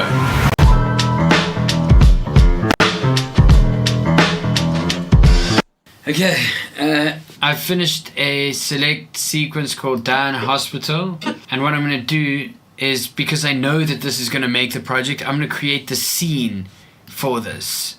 So what I'll do in here is create a duplicate Down Hospital scene and then pull that into scenes. Now once I pull that in there, what I do is I pull this down below. Now I can go through here and I watch a clip that I like. I've got to go over to, and then I can just pull it down. This means that then up here I can just make my selects, but this still keeps the full clip up top. So if I want to, I can pull that into there and then just select the moment that I like, and it still remains up here untouched. I'm going to now go through this and create a nice congruent scene out of this hospital. It's a 10-minute long select sequence, and I want to try and get it down to about, I would say, a 2-minute scene, and then from there we'll cut it down even further when going into the master. So the scene will then get smaller and smaller and smaller and smaller and smaller as we go along, but I want to try and create it as a nice contained scene right now. Let's go.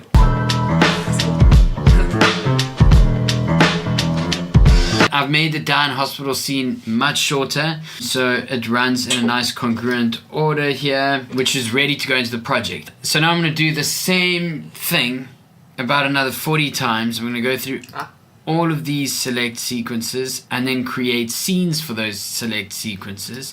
I'm going to finish that all tonight. It's going to be a very, very fucking long night. And then tomorrow I'm going to start off with building out the master, which currently now is empty. But that's okay, because tomorrow morning I'm going to start off with a brew bar. How's about that? That's going to put me right in. Actually, speaking of, found one. Okay, before I go into the gnarliest night of editing, another brew bar.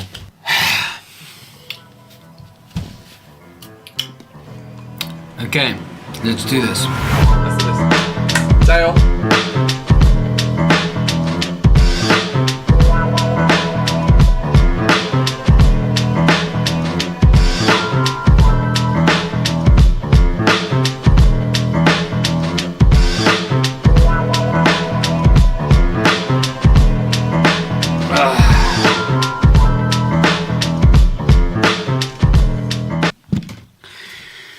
Okay, God.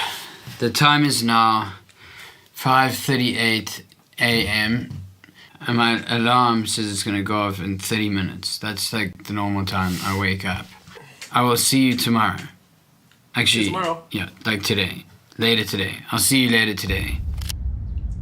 Later today. Today we're gonna start building out our master sequence, our very first master. Okay, as you can see it here.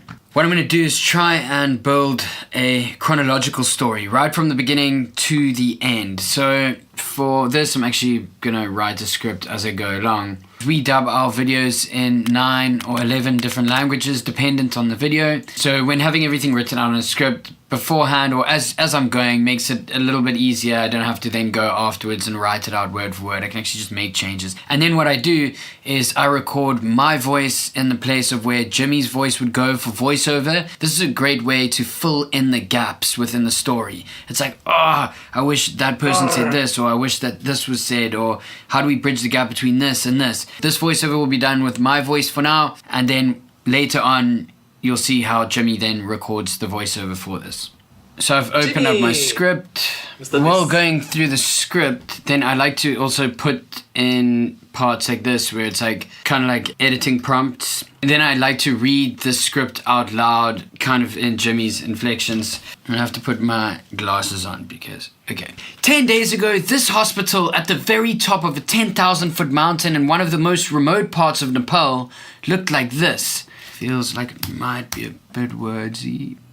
As you can see, I'm now altering parts of the way in which this is done. So I'm just going to record my VO saying this. And then if it doesn't work, I'm going to come back and we're going to start again. 10 days ago, this hospital at the very top of a 10,000-foot mountain in the middle of the most remote parts of Nepal looked like this. Airdrop this.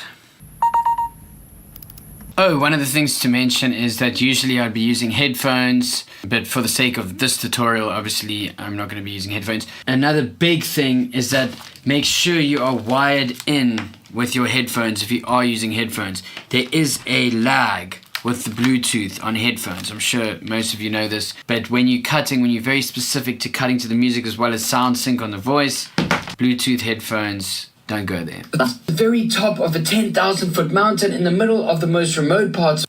Okay, what I've realized is we've mentioned 10 and 10 again, and that's not a good thing. The mountain is above 10,000 feet, but I'd always pull it to a rounded off number.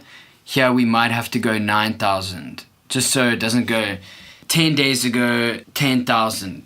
Go back to the script. This is the process people don't understand about editing, is how much back and forth there is. I recorded those lines. I didn't even think about it until I put it into sequence, and I was like, okay, it doesn't, 10 and 10 doesn't sound right as soon as you play it back. Once the viewer clicks on the video, we want them to understand. So to the thumbnail and title, which we can see here, we powered a mountain, and you can see all the solar panels.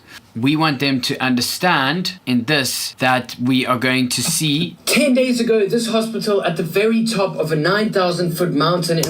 So we're speaking to this remote high mountain that has all these solar panels on it, and that has to correlate with the hospital because that's the whole intention of this video, is to bring power to the village, to bring power to the hospital. And in going back and forth with the titles and thumbnails, we powered a hospital, those weren't as clickable titles as the one that we landed with and the thumbnail. As soon as people click on the video, because this is Beast Philanthropy, people have come here to see Jimmy, so we'll put him right up front in this section.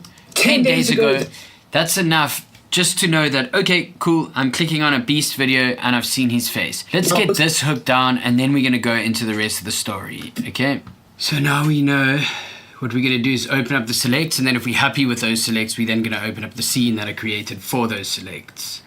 See, an important part about segmenting these is I've got exterior, interiors, machinery, then a scene that I knew I needed to build out. So obviously we want the contrast imagery here, so we want the best match cut from great to something that's unfinished. So we're going to go to hospital prior, and then we're going to see the match cuts between the two. We've locked the first 7 to 9 seconds, which is a great start. What I'm going to have to do now is get on a plane, go to India. I'm not even talking shit. And then I'm going to pick up this edit and continue it from there. While I'm in India, I'm going to also be shooting a project that we're doing there. So I'm going to have to edit this in the night. This is insane. Okay, see you in India. Okay, I've just arrived in my hotel room. Very minimal setup in India, just my laptop. I've got a MIDI keyboard just in case. What I'm going to focus on tonight is trying to get to the 1 minute 30 mark. It might seem unrealistic, possibly is, but I'm just going to go for it anyways. This is very formulaic, and this is how I break apart this first 1 minute 30 seconds. We'll start off with the first 5 to 7 seconds, which is impact. This is delivering a line that's impactful. This is usually always said by Mr. Beast, Jimmy, delivering to camera. This gets a reaction from the audience. Then we have the 7 to 30 second mark, which is the hook. So you go impact, people look at it, they go, ah. Then the hook is giving people a reason to care. It's a reason to wanting to stay longer and watch the film, because this is a problem that they can somewhat relate to. This is where I would start to introduce more global themes. Things like the bare necessities, electricity, water, food, travel, medical. Even though that may be right up front in impact, I'll then still bring that across in the hook, the first 30 seconds. But remember, the goal here, as well as to tell a compelling story, we also need to keep the viewer here, the average view duration.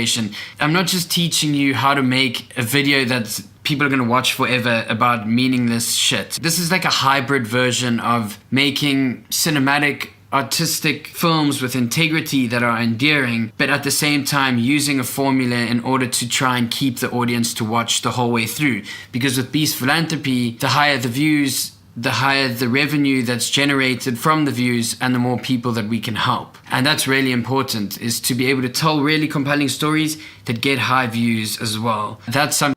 Okay, so I'm going to share with you what my analytics is like.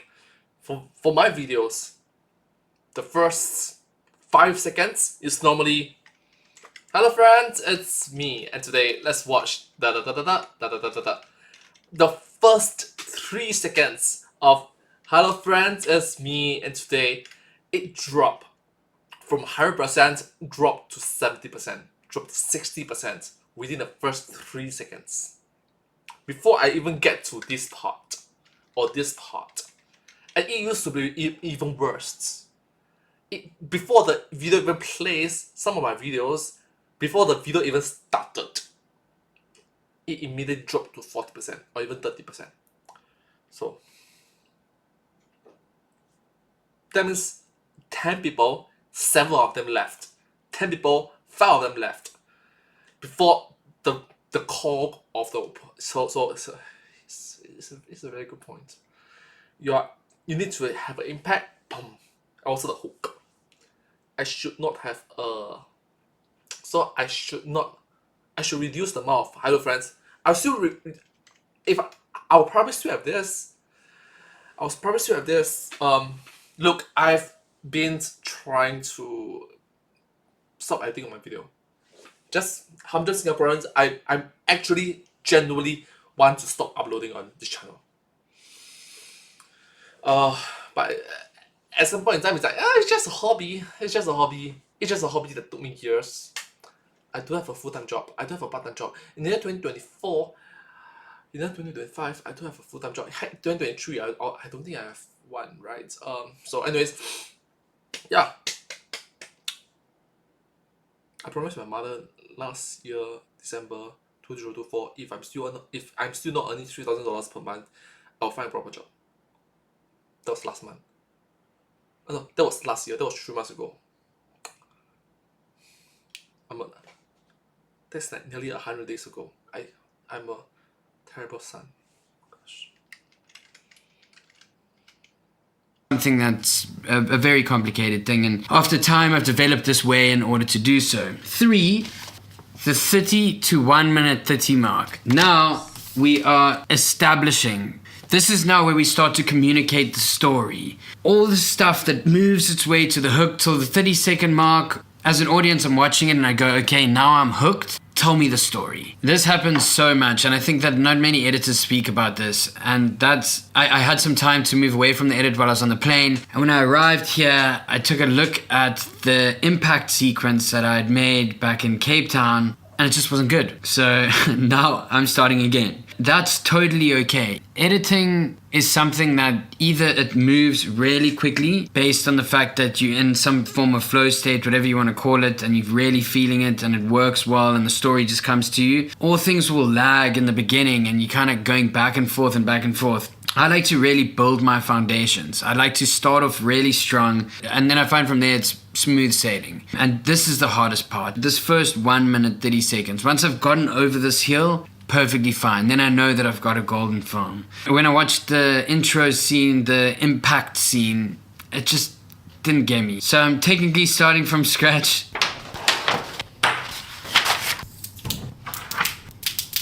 So I'm going back to the whiteboard. Gonna try rewrite that line. 10 days. This hospital looked like this. That's like the most perfect answer to that. So if people click on the video, we powered a mountain. We invested because we understand mountain correlates with mountain. It is the first and the first. I couldn't have pre-written this. Well, I could have, but I needed to try the other thing to know that this was the right way to go. But I'm feeling good about this one now. Okay, so we've answered mountain here. Now we've got it powered. Now we're kind of speaking about a hospital. In that hospital, we want to sort of see solar. Know that powered and mountain both correlate in the first 7 seconds. I wish I was smart enough to have just written all of this right up front. Not taking you on that whirlwind. Okay. 10 days ago, at the very top of a 9,000-foot mountain in one of the most remote parts of Nepal, this hospital looked like this. Feels better, gonna airdrop it to my computer. Into that late night grind. Okay, so what I'm gonna do now is combine the impact and the hook. So I'm gonna get myself to the 30-second mark. I think that's what the struggle was in the beginning, is taking the impact and leading it into the hook. I've got the story, I've got the impactful part written, and I've recorded my voice there that will be replaced with Jimmy's voice when we record his VO. But I want to continue that just to the 30-second mark, to the communication, to just understand what comes after the impact. And this I'll do also with music, and I'll get myself to a point, and then I'm going to start putting in the footage and the B-roll. Get to that point, and then I'm going to go from 30 seconds the whole way to a minute 30. Okay, now what we want to start doing is building the motif into a kind of sad sense, but then the track can move upward. And there's a track here we made called Everest, which has this kind of like uneasy feeling. 10 days ago, this hospital at the very top of a 9,000... What I love about this first track that we made is that it's really unsettling in the beginning. But when you start to get to this point here, just feel how empowering this is.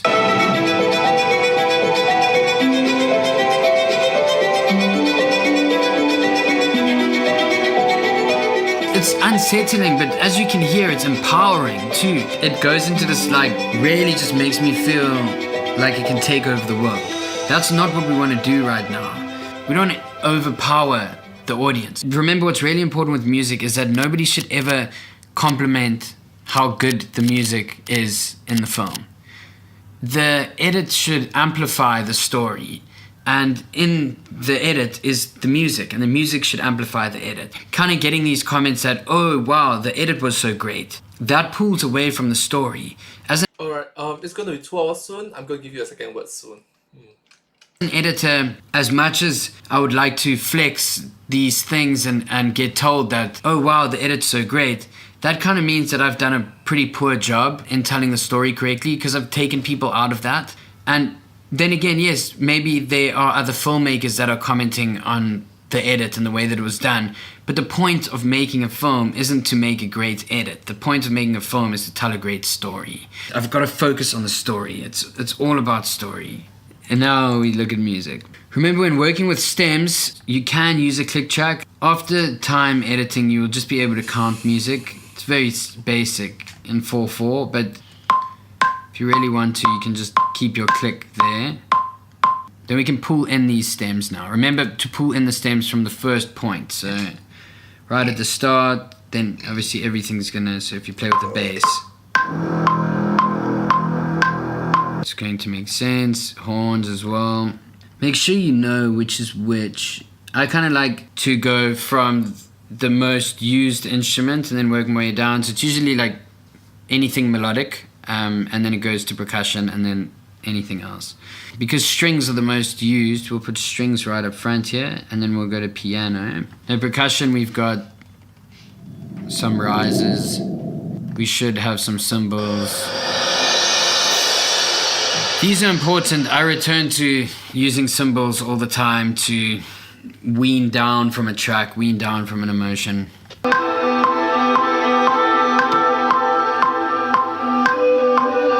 Okay, I'm gonna take the click track off because it's just gonna irritate the shit out of me, but you get the point. Once you've chosen a track that you want to kind of motif around, this is what you want to tease the audience with.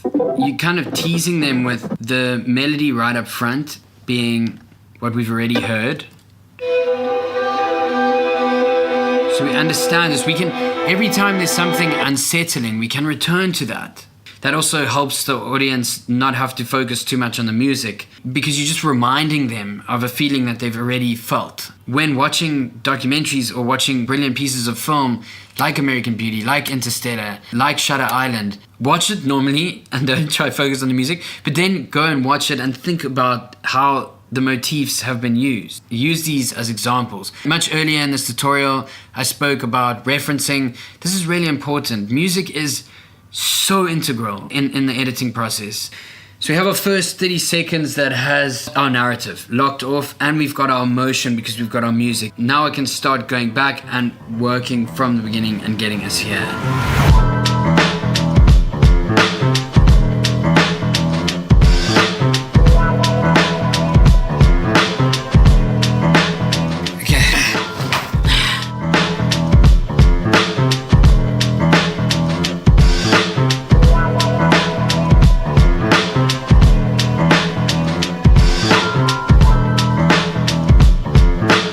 I'm gonna spend the rest of the night cutting as much as I can.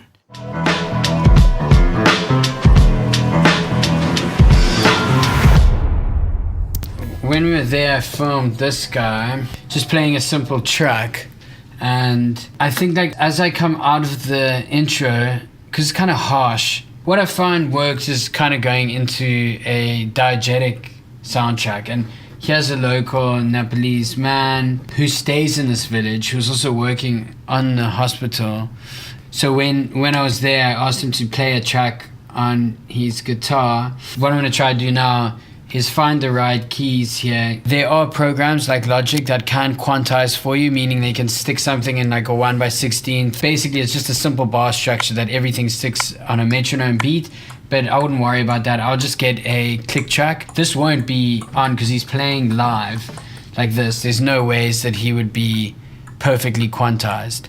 But what we can do is find segments and then figure out, okay, fine, this is right. Therefore, we need to figure out this key and then play something similar here.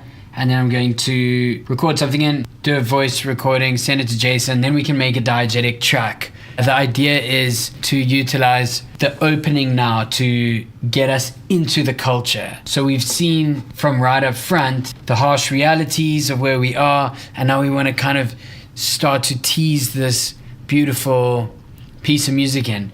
Again, I don't know if that's going to work. There's a whole bunch of trial and error. So what I'm going to do is take this, put it in a different scene, and just hold it there for now, and then have different options available for this beginning section of the film. So what we'll do always with music like this is you want to start off with a bar. My hands are freezing, you know? That's fine, bro.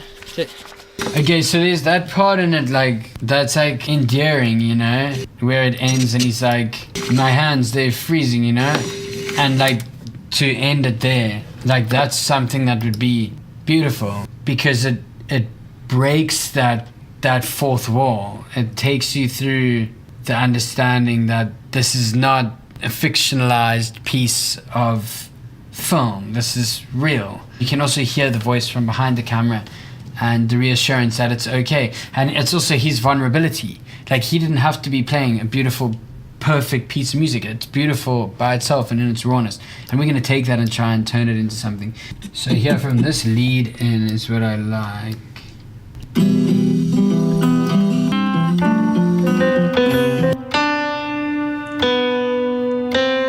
This song's from 1957. So I found some sheet music, which is in guitar, for guitar solo. We can just turn it into piano. But I have to try and figure this shit out. Okay. Oh, you got C's, got a random E. Doesn't feel right. You got an E. Oh, bro, where am I? But then would we come the whole way down to A there?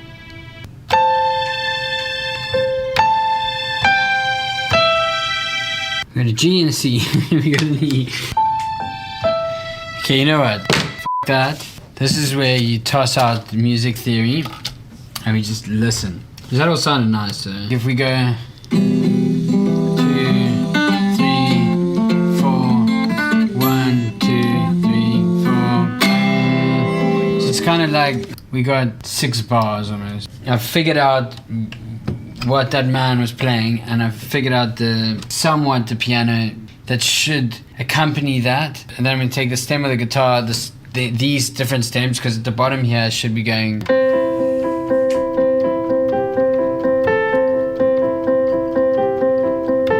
You know, we finish up on a sizzle.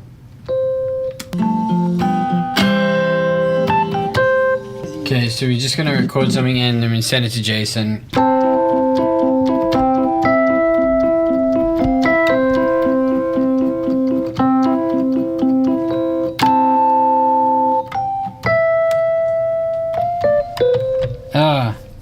You know what we're gonna do? We're gonna call Jason instead.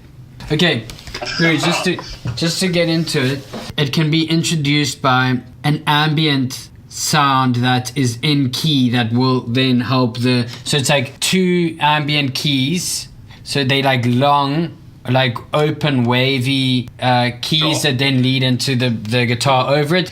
Bro, turn that into a song, send it over, let's fucking go, boy. Cheers, my bro, love you.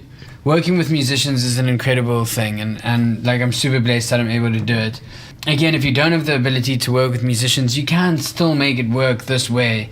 This is just part of my process. You're coming on the journey with me, so let's go. This is how I make a fucking film. Let's go. I'm so tired. Just gotta keep going though. Just gotta keep going.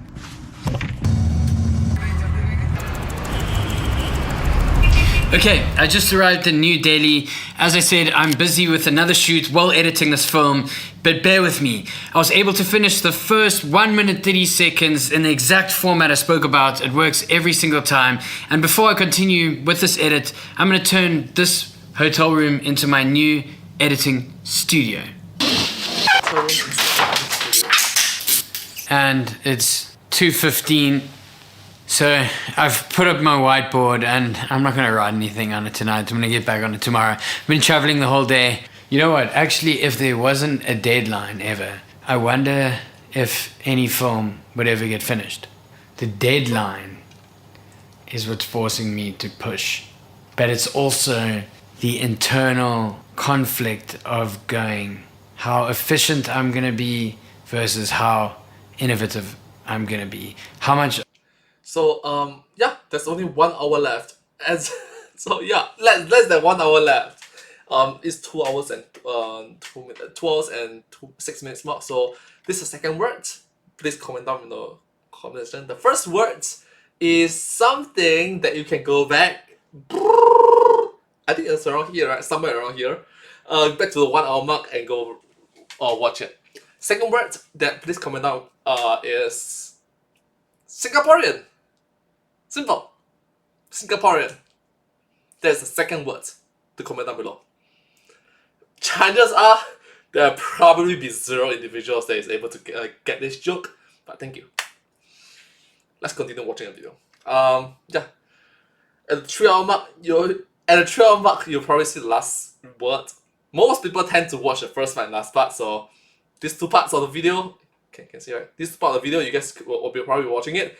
This part of the video, you are the rare individuals. Hi. So Singaporean, yeah. Second word.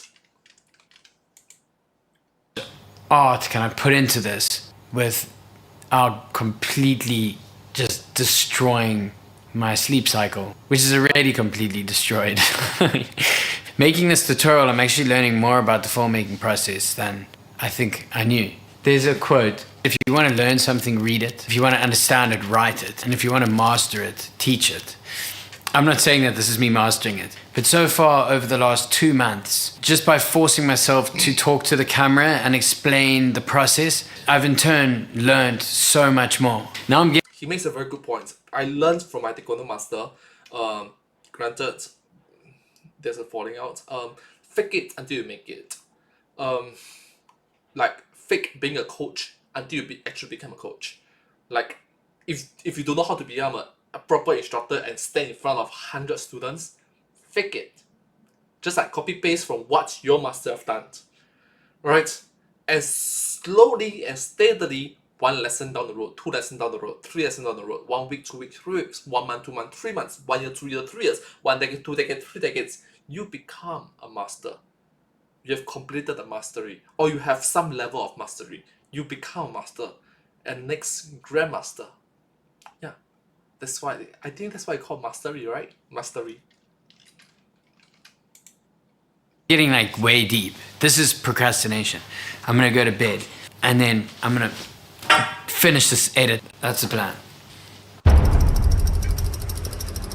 It is morning of day 8 of the edit. The whiteboard, which was sitting dormant and blank behind me, is now back in commission. The reason being is now that I've got to that 1 minute 30 mark, I can let the story breathe a bit. I can really go into detail into the different characters. So I'm busy writing down the character arcs and where I can take it from here. Now that I've really got the audience hooked, I can now really move into a engaging and compelling narrative. This is where the puzzle piecing begins, but this is also where the sad part of the edit begins, which is sacrifice. Unfortunately, when I was shooting something, I may have thought, this was a fantastic moment, this is definitely gonna make the edit, wow, what a great story. But in the context of the overall story, it's just not going to fit. And saying goodbye to those scenes is really difficult at times. But one has to constantly, as spoken about before, thinking about the logline, the Hemingway approach of telling a story in its most simple form. Is this going to make sense to the overall narrative? And if not, say goodbye. As you can see, I'm breaking down each of the characters here. And now I'm busy with Darren's scene. And yeah, this is how it's done. Then what I also do is I've got a little bit of a whiteboard situation going on over here, and this helps me be an arm's length of the computer, so I can go and then come over here and jot things down, and then I go over here and then I write things on this big board, and I come here because I'm done with Melissa's scene, and I use this thing right here. Then I use this thing, and I just gotta go. Sorry, this one-hand vlog thing may look terrible because I've taken it from there to here. Now I'm going to change that to Darren. Another thing that I do while editing to help me stay on track is I write down every hour or every 2 hours what I would like to complete in that time. Cool, back to the edit. So Jimmy just messaged me to say that he needs to see the film in 5 hours and that Darren wants to see it in person in 5 hours. So the only option here is for me to absolutely give it horns on this edit. I'm gonna put the camera there and just time-lapse me editing for 5 hours. It's gonna be impossible for me to explain what I'm doing while I'm doing it. And then I'm gonna miss my deadline, and then things are gonna be catastrophic. So a new development in this tutorial, which in hindsight I actually think would have been better, is that I complete the film and then show you all my decision making along the way. However, we've gotten to this point already, and I feel like we've had a really intimate and amazing journey. So I might as well keep on keeping on with what I was keeping on doing.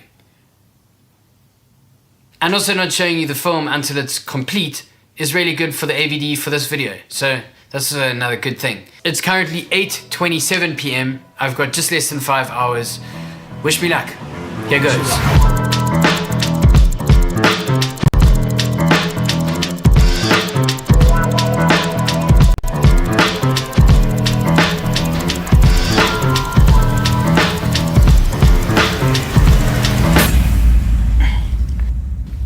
I'm nervous.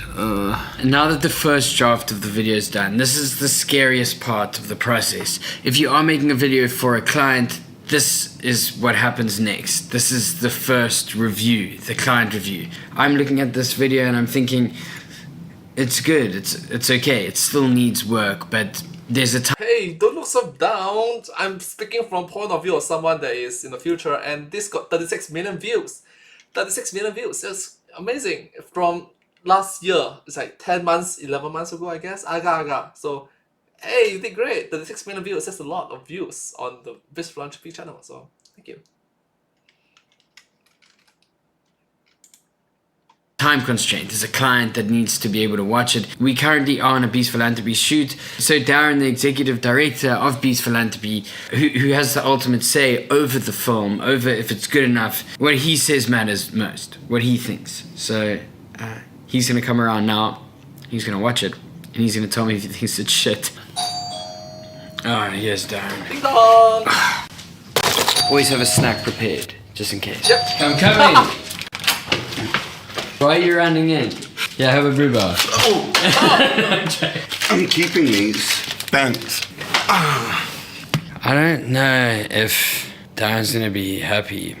But anyway, okay, you ready?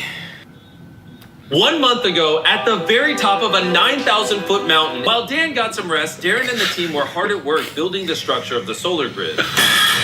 I can see Meaning that that's local going to be... doctors have to perform surgery on the Whatever that instrument is playing right now, can you bring that out like a little bit more? Bring it to the front?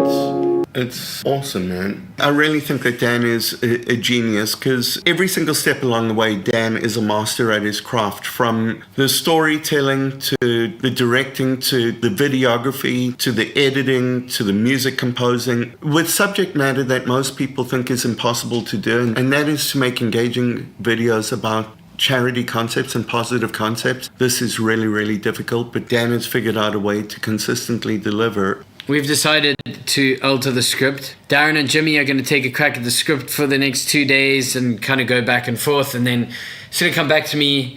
Hopefully it's not completely different. I'll try my best. That review actually went really good considering the time constraints. It's ridiculous how I've been editing this on the go. I've got to board a plane to Los Angeles tomorrow morning, but by the time I get there, I should have a list of all the changes that need to be made within the video. Hopefully they're not too many. And then we nearly at the finish line. This has been the longest journey. I wonder how long this video is. I'm going to take a guess right now. How long this? Nearly 3 hours, and me doing a reaction video to your video. This one. Yeah, sir. This video. Yeah, this video in of itself, your video got 1.5 million views, and yeah, the tutorial got 1.5 million views, and the Biz Philanthropy video got 36 million views. Both are numbers that I cannot fathom. I'm pretty sure the amount of views that I have for this particular reaction will probably max out at 50 views, 100 views. Sorry. This video is, and I'm going to say it's 2 hours and 10 minutes long, where we currently are right now. I don't want this video to be any longer than 2.5 hours. I think I might just be a little bit too long. If you are still hanging around, thank you. And I'll see you in Los Angeles. Aww, if you're still hanging around, thank you. Aww, that's nice of you to say that. Thank you, Dan. Thank you, Daniel. Thank you so much, man. Thank you. Oh, to my video, to my audience, if you're still just hanging around, thank you so much. Truly, thank you. Thank you so much. Gosh. Oh my gosh, that's a long video.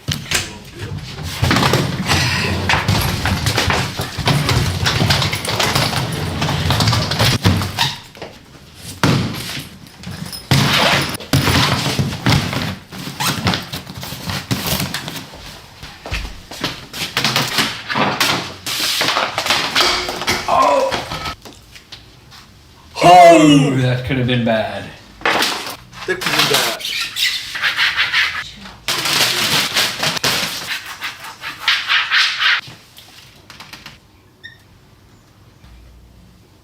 Smooth light.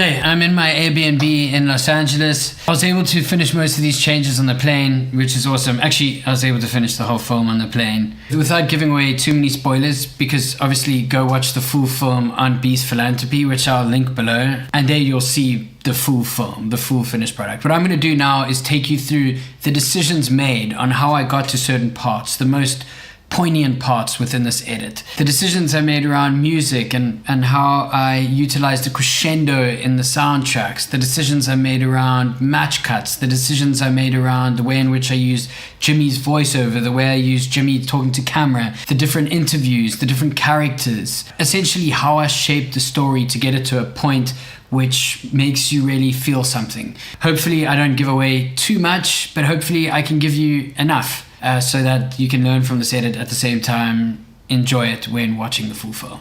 So just starting off, what I'm going to do is I'll play the intro, okay? A few months ago, at the very top of a 9,000-foot mountain in a remote part of Nepal, this hospital looked like this.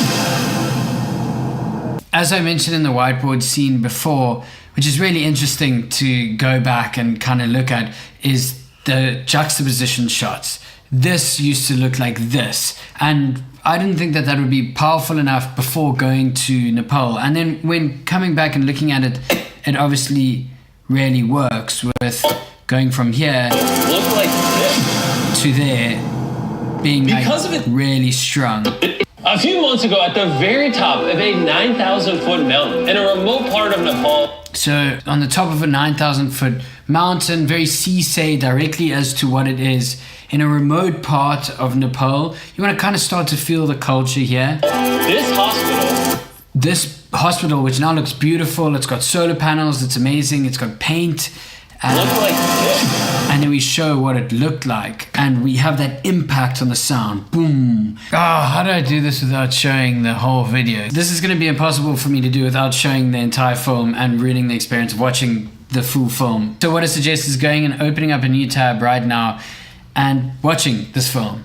I've linked it below, as I've said. It's called We Powder Mountain. Just type in Beast Philanthropy on YouTube, We Powder Mountain. Watch the film and then come back here, and then I'm going to break it down for you in depth. I'm hungry anyways, so while you do that, I'm going to get some dinner. Cool.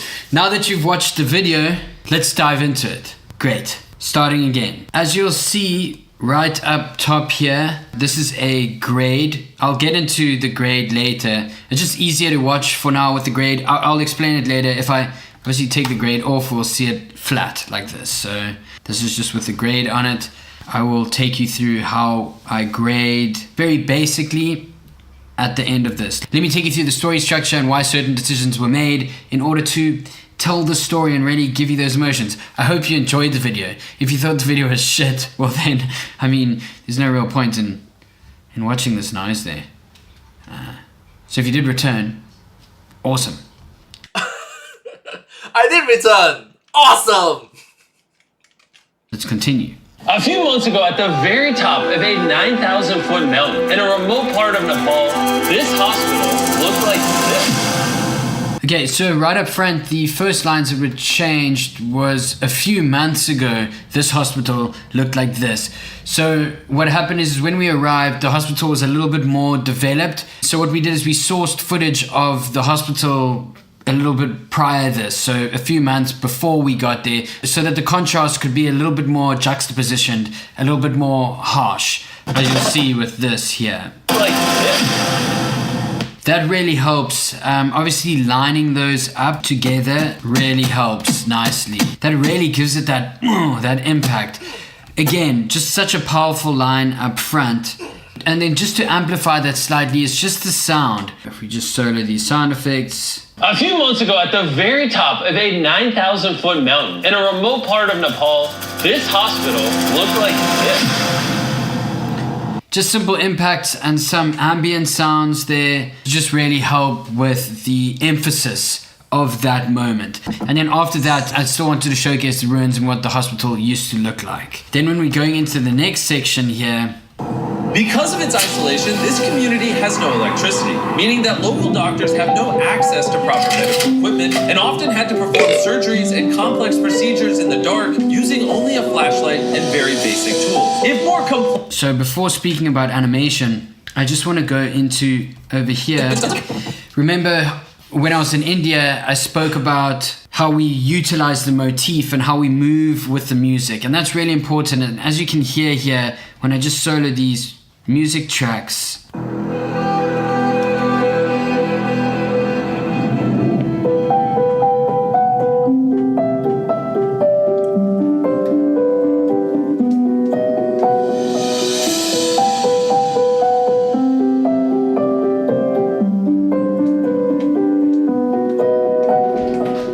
I don't even need to show you the visual there for you to be able to visualize yourself the kind of feeling. So if I isolate these and you just hear the VO.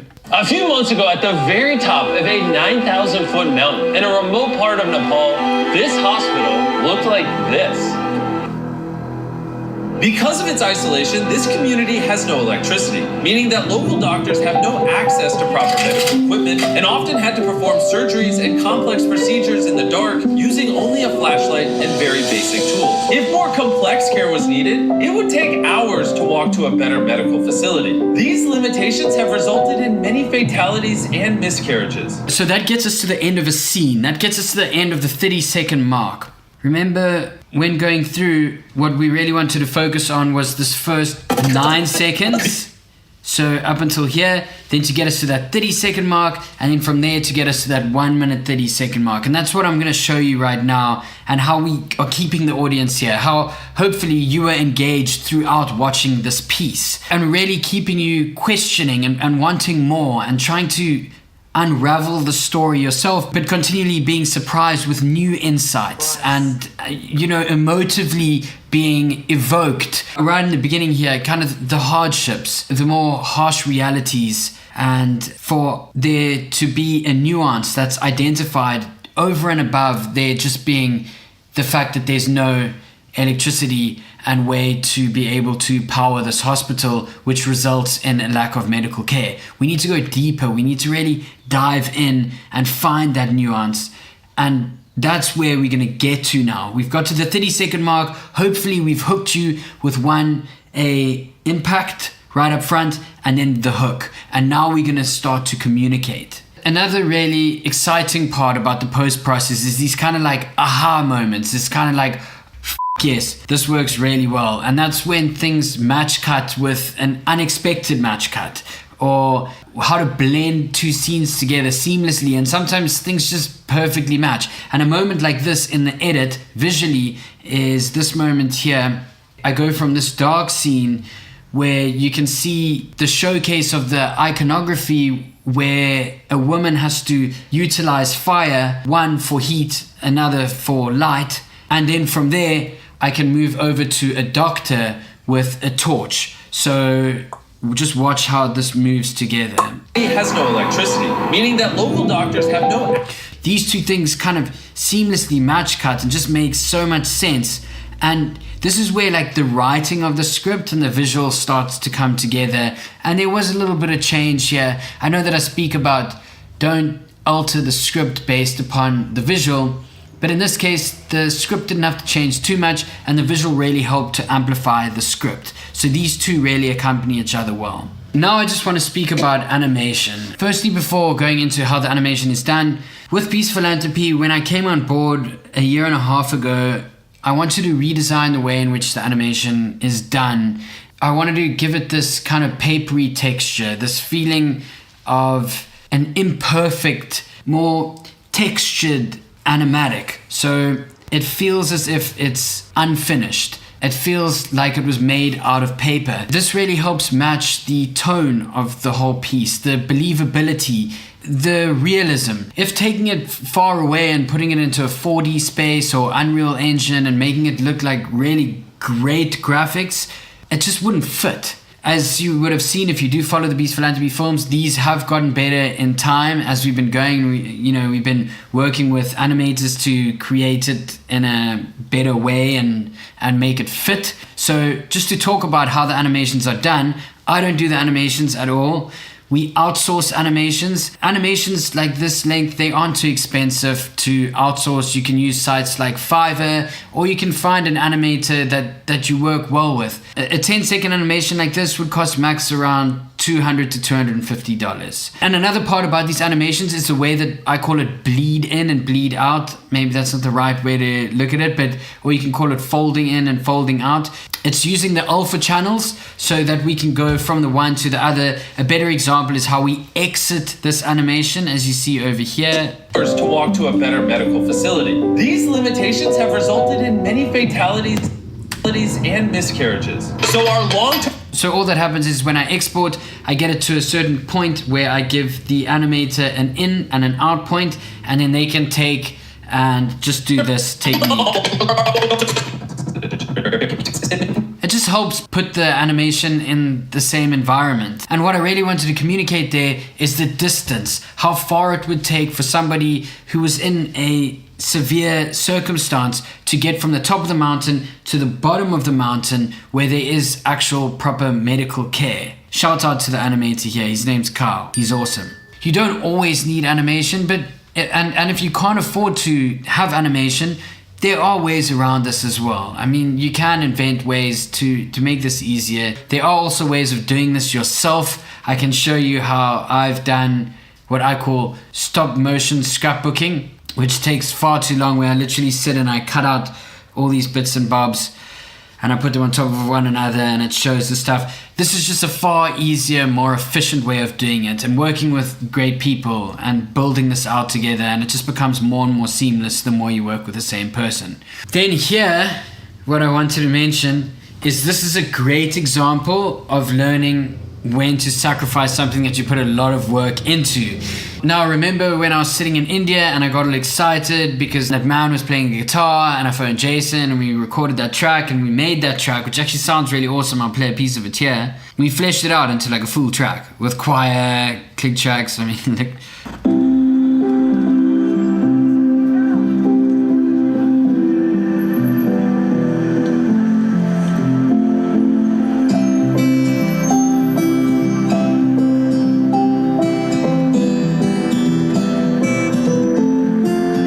So here I'm like, yes, I really want to use this. This sounds awesome. And listen to like when it goes into the break of the track.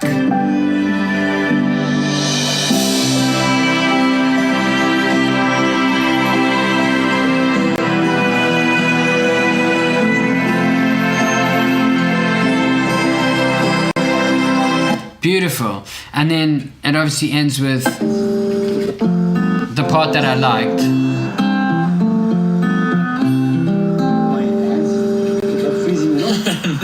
My hands, they're freezing, you know, and then with the laughter. And that scene was gonna go in here, and originally it was in here, and it just didn't work. So I took it out, and it hurt. But again, think about how you're going to advance the story, not how you're going to make just a piece that's like a flex because you put a lot of work into doing something, and then it just turns out that it didn't work in the first place. Because that happened. To be fair, what he says is very true. And to that, I must say, bro, Dan Mace, I respect you for prioritizing this video. This video, yeah. Thank you so much, man. It's heartbreaking, not gonna lie, if you was to take away something that you spent so much faith in, you know, just cut it away. But the saying, 牺牲小我，完成大我。Sacrifice the small me for the betterment of the larger me. In this case, hopefully it works. I think it works. Yeah, I think it works. You see, take a look. 36 million views. 36 million views. That's impressive. Happens in every single film. Every single film. So then instead I wanted to go bang right into it and go. Dan and Darren went to Colagwan and arrived, and then start to showcase the environment. The reason why we went in the first place is because it was the Green Program and Give Power that made us aware of this project. And as you saw in the shooting scene before, we're so graciously invited into these people's houses, the community's houses. that I really wanted to showcase this right up front. Part of Nepal that we were in was just so amazing. But we don't have the time to really lengthen this out right up front, but we can pepper in these beautiful shots throughout the edit. So let's just watch that scene quickly. And miscarriages. So our long-term partners Give Power, who we have worked with in 3 previous Beast Philanthropy videos, asked Dan and Darren to join them on a trek to the village of Kalagwan to help them solve this problem, where they were given an incredibly warm welcome in undoubtedly one of the most beautiful places on earth. On the first morning, Darren met up with a local... So now we're sitting around the 50-second mark. We understand what the problem is, we understand why we need to solve the problem, and we understand that we are now there and ready to solve the problem. Now we are hooked before the 1 minute mark. That's really important. Now you'll start to hear the motif start to come in. This is that beautiful soundtrack that back in the studio, way before leaving, this is that track now starting to come through, which you'll hear repeat throughout, and this will help remind you as the audience kind of how to feel almost before you feel it. You know something beautiful is about to happen, and in this moment here we'll watch it together and then I'll explain it. On the first morning, Darren met up with a local Give Power engineer named Sanjay, who told him a tragic story about Neera, a woman from the village who had previously lost her baby due to the freezing temperatures and lack of appropriate medical facilities and equipment. She had to travel in the monsoon roads to the nearest birthing center, and then since the birthing center was far away, she couldn't reach the birthing center and had to lose the baby. And due to a lack of government funding, this hospital would not get electricity until at least 2030. If the hospital was up and running with the birthing facility, the case with her would have been completely different. Darren knew we had to act fast to prevent this from happening again, so he also met Melissa. So what happens next in this scene is we start to identify with our very first character. We've got Sanjay, who we'll see as now as the audience, we don't yet know that he becomes a central part of the film. We meet Sanjay, who then introduces us to Neera, and her story, it's really powerful, and it hurts, and it's really hard to absorb, especially for me as a new parent. I guess it's like this one really hit home. Now, this is a great tip of advice in storytelling. If the case was you were tasked to tell a story about how plastic pollution was affecting sea turtles, and there was 10,000 sea turtles affected by plastic pollution, instead of going, plastic is a problem, look at it going into the ocean, there's these beautiful creatures, 10,000 of them, and then seeing a bunch of shots of sea turtles in this environment that lives have been put in danger now, it would make you care less than really personifying, humanizing a sea turtle, identifying with one sea turtle, and then taking you through that sea turtle's journey, and then ending with going, and then there are 10,000 more like X, the sea turtle. This is just a really great way of understanding, utilizing a singular to really be able to identify on an eye-to-eye level, on a heart-to-heart level with one human being, without completely throwing out a massive number that's going to scare the audience away. Rather showcase an individual's life that has been affected in a particular way, and then start to bring in the large numbers later. And that's a really great way to get the message across, to really get the emotion across. So that's what I've done here up front. We've looked at the facts and from a little bit further away, and now we've jumped in through a local, Sanjay, and he's made this introduction to another local who's also speaking in the local tongue, and we are able to really be on the ground and be in this conversation with them. Like I spoke about earlier in the piece, don't force the story. Be with a local. When you couple up with a local... Okay, so I'm going to pause it right here. What he's saying is a lot of good advice. I don't know how to sum it up because I'm still digesting it, but I'm going to rewatch this video again, especially this part. So, thank you so much, man. Thank you. Thanks, mate. I don't know how many times I said thank you to Dan Mays already. So sorry. Sorry, that means. I also don't know how many times I say sorry. I'm so sorry, man. So sorry. He's able to find out about these stories. So that's the decision made there, right up until the 1:24-minute mark. Now, as an audience member, I'm only 1 minute 24 in, and I'm already emotively so involved in this piece. It's only 1 minute 24 seconds, and I'm really searching for some sort of a solution. I really am invested in seeing how this hospital, how electricity is going to help alter this community. So from here, we have a little bit more space. Remember, I spoke about let's get us to the 1 minute 30 mark, and then from there we have time to really communicate and build out the narrative a little bit more. Would have been completely different. Darren knew we had to act fast to prevent this from happening again. Oh, just an important note here is that line that happens there. Darren knew we had to act fast. That, remember, now we are sitting at 1 minute 26 seconds around about where that line was said. That's the urgency. The Nira's story gives us the ability to add in that line about urgency. We knew we had to act fast, and let's transition into this next piece to understand from Melissa how she gets involved and why her story matters and how she's going to help make this process easier. He also met Melissa, the founder of the Green Program, who brought a bunch of incredible students and volunteers to help finish this massive project.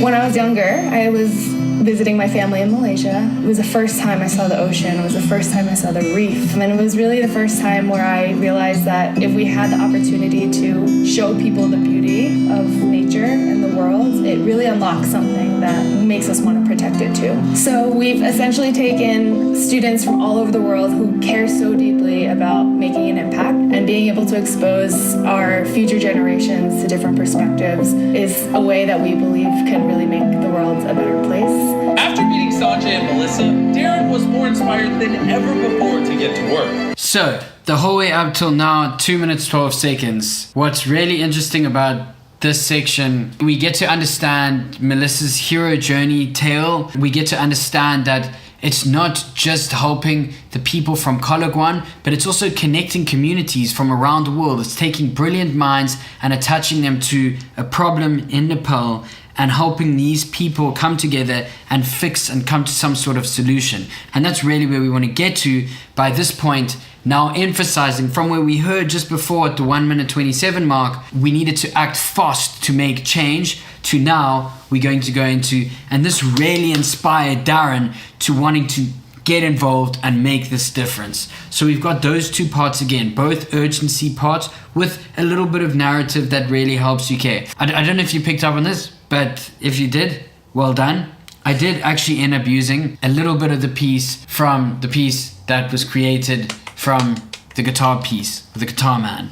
However, it wasn't a guitar piece. It was just bits of the piano. So we used inspiration from that, and I'll show you just which part that was over here. As you can see here, it's the guitar diegetics and with the piano.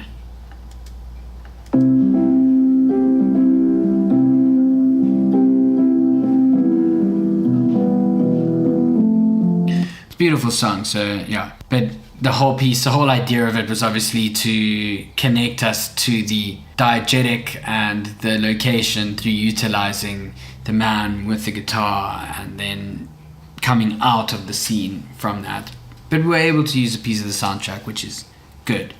It's good. Cool. Inspired than ever before to get to work by installing a solar array and batteries to power the new hospital, as well as provide all the equipment to outfit a safe and modern birthing center to serve this vulnerable community.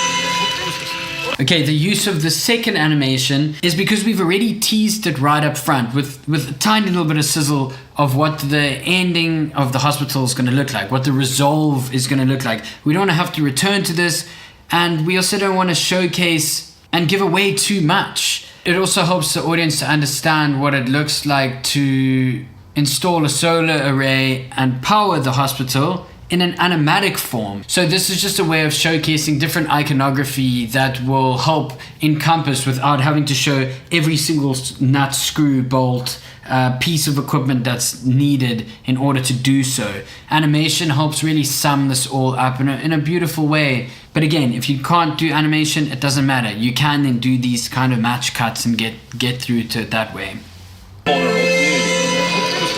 Okay, we're ready for day 1. 3, 2, 1.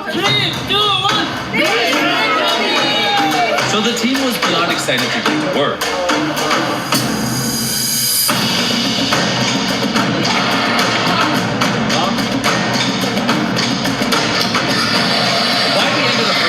The team managed to finish all the digging and wiring. I can't really put my finger. Now this next scene should showcase what's going to happen on day 1, which is the first day of construction. Construction is boring. So generally what I like to do is take certain moments and add in sounds that match the soundtrack. So it's just a generic drum track, just a percussive track. And so when it goes, we can then have in different elements where here we've got the beast philanthropy, let's go, and it leads up. And so the team was beyond excited to get to work. And now,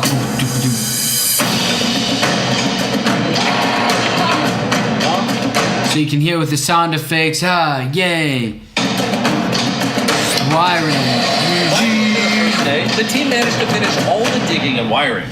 And then it quickly goes through. I mean, that was a 15-second, 20-second scene of just showcasing something that's generally quite boring. You don't want to watch people building stuff. I mean, you can show it in a way like that, and that's an exciting way to show it. It showcases people, it showcases them having fun, it showcases them doing it together, and also adds in sound and music and blends it together and makes it a little bit more exciting. What we have here now, after we've got that, we've now also been given some space. So it goes fast, space, fast, space, fast, space. The space that we get given here is for Darren to start communicating with camera. We haven't really had a moment yet where Darren can talk to the camera, and Darren is the main supporting role to Jimmy. Jimmy is the opener, he's the main character, he is the owner of Beast Philanthropy, as well as he is the narrator of the piece. Then we listen to Darren, and then I come on as somewhat of a sidekick to Darren's character. This is kind of a late part to bring Darren in. You know, usually we bring him in much earlier in the film, but in this case it just made sense to bring Darren in here. This is the 2:43-minute mark, so yeah, it is late to bring him in. But his line here is so endearing, and we needed to meet the community first for this to make sense, for his line, what we're about to watch now, to make sense. I can't really put my finger on it, but there is something about the people in this village. Their authenticity, their friendliness, and their openness has made me feel part of their families in just a few days. As we walked up to this house, somebody ran inside and he lit a fire and there's smoke coming out, and we didn't know what was going on, but he went to go brew some tea. This is Himalayan black tea with ginger, and it is really the best tea I've ever had in my entire life. This is the culture over here. These people are incredibly kind and welcoming, and everywhere you go, they want to take care of us. They have literally opened up their houses and given us a bedroom in their house so that Dan and I have a comfortable place to stay. But not long after.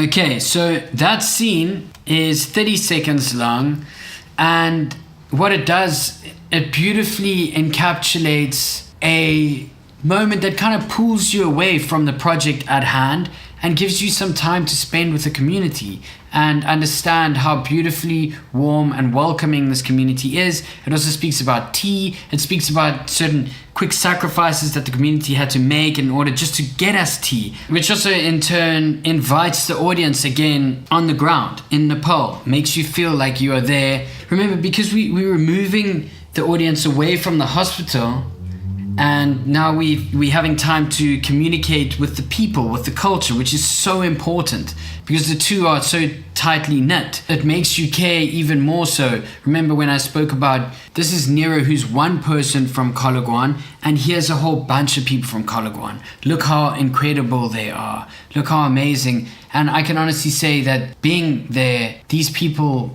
are so amazing, so welcoming, so beautiful. And I speak for myself here, but this was by far the most beautiful trip that I've been on. I just felt immediately a part of this culture and so welcomed.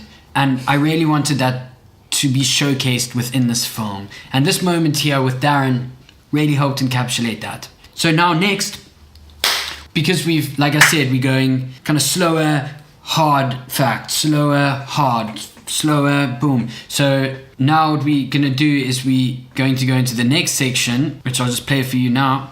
But not long after the construction began, Dan started to feel ill. I feel like super sick, so I've got to go over to the local post to get checked out. Which means he can experience firsthand just how difficult it is to get treated in such a remote location. As you can see, everything's locked up here, and that's the harsh reality is if you're severely ill in the village nearby, you'd have to make a 7-hour trek to get to the closest big facility that can help. Fortunately, there was a nurse on site that was able to see him. This is Karuna, a nurse in the local town of Kolagwan. She's come to help me. But because there is no electricity, she can only do a very basic checkup. She came to the conclusion that Dan had Gati. Yeah. I've got Gati, bro. It's a rare disease. Actually, it's just a minor cold. Okay, so again, now what's happened is like I spoke about earlier, there does need to be some form of comic relief. And yes, at the time I was really sick and it felt like I was literally dying. So I thought I had a Gati, which is technically a cold. Story-wise, it worked so perfectly. It was a seamless way of me being able to showcase the harsher realities of what these conditions were like by using myself as a vehicle in order to do so. This is very serendipitous. Yes, I was sick, but at the same time, it was great for the story and for the narrative. So it's a kind of a loss win-win situation. Win-win in post, because I've forgotten about being sick. Then at the end... Alright, so I'm going to pause for first. Notice that this entire video is 2 hours and 49 minutes. If I was to watch the entire video from start to end without any inclusion of my reaction or any hello friends, so on and so forth, well, the video have ended. Sorry. So yeah. Also notice that my computer is very slow. I need a GPU. My computer does not have a dedicated GPU. I kid you not. This is a 1440p 60 frames per second video, right? On my computer, I keep on seeing 45/60, 52/60, 35/60. So no, it sucks. No wonder every single time I do the thumbnail face, this one is like, these faces, I have to actually screenshot it, right? And also, I have to actually watch it at 0.25 speed. That is like 4 times slower. There's a bit here and there of not so nice footage, in which it's blurry, glitchy. Yeah, I really need to have a GPU. I'm thinking of RTX 3060 or RTX 3060 Ti, but it's cost like $300. It's like, oh, it's cost so much money. And then I was just looking at okay, so currently it's my computer is AMD Ryzen 5600G. It's a PC. I have a laptop here. I have a laptop there, which is 5500U. Similarly, integrated AMD GPU, integrated AMD GPU. I want to purchase a laptop next year because I want to go for the 100 by 9 and yeah, record my reactions there. So in the hotel or in the Airbnb or something like that. So yeah, 100 by 9 with my Singapore passport, I can stay there for 90 days. 90 days. Let's not push it. By 85 days or 80 days, I say bye bye. Let's not push it. Okay. I started from South Korea to Japan. South of South Korea to north of South Korea, then south of Japan to north of Japan. I should reverse it. North of Japan to south of Japan, then north of South Korea to south of South Korea. So in theory wise, I should get warmer and warmer and warmer. In theory wise, I should get warmer and warmer and warmer because I want to climb Mount Fuji. Mount Fuji is only available at a certain period of time. It's like 1st of July, I guess. Is it 1st of July or 2nd? 1st of July or 7th of July, something like that. Until September. So if I want to travel there, I said the Hokkaido lah, so I'll probably like May, probably in the month of May, go Hokkaido, then slowly go down Tokyo, then Tokyo to Kyoto, here Mount Fuji, then go down Kagoshima, then Okinawa. Yeah, something like that. I think my questions, if I was to start at 1st of June, I'll probably come back by November or December. So anyways, back to the video. And it gives us that comic relief when Jimmy says, Actually, it's just a minor cold. actually, it's just a minor cold. I try and add hyperbole to the situation by going, I got Gati, which is a rare Nepalese disease, and try and make it a serious thing. And then Jimmy just quickly takes it away from me and goes, actually, it's just a cold. So that then again just breaks that tension. It gives us some comic relief. Hopefully it gives a laugh or two, I hope.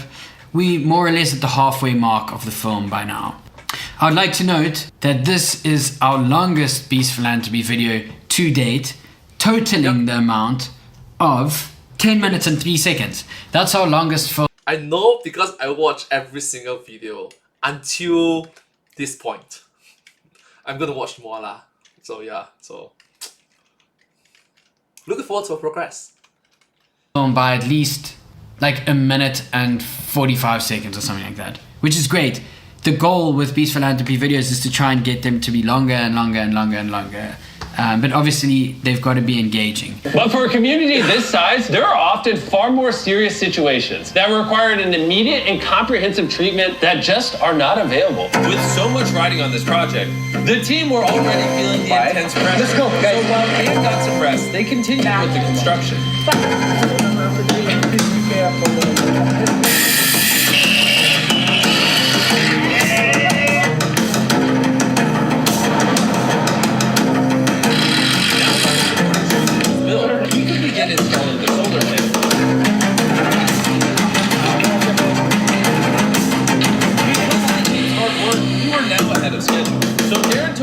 We had that comedic break at the 4:18 mark, and now the whole way up until the 5-minute mark, we've added in that intensity, we've added in that urgency, we've reignited the story by going, we really needed to act fast, because from going from my Gati, which isn't, obviously a rare Nepalese disease and it's not that serious, Jimmy then speaks to how there are much more severe cases, reminding the audience of the first character that we met named Nira and the severity of her case, and that we need to get this project done in time.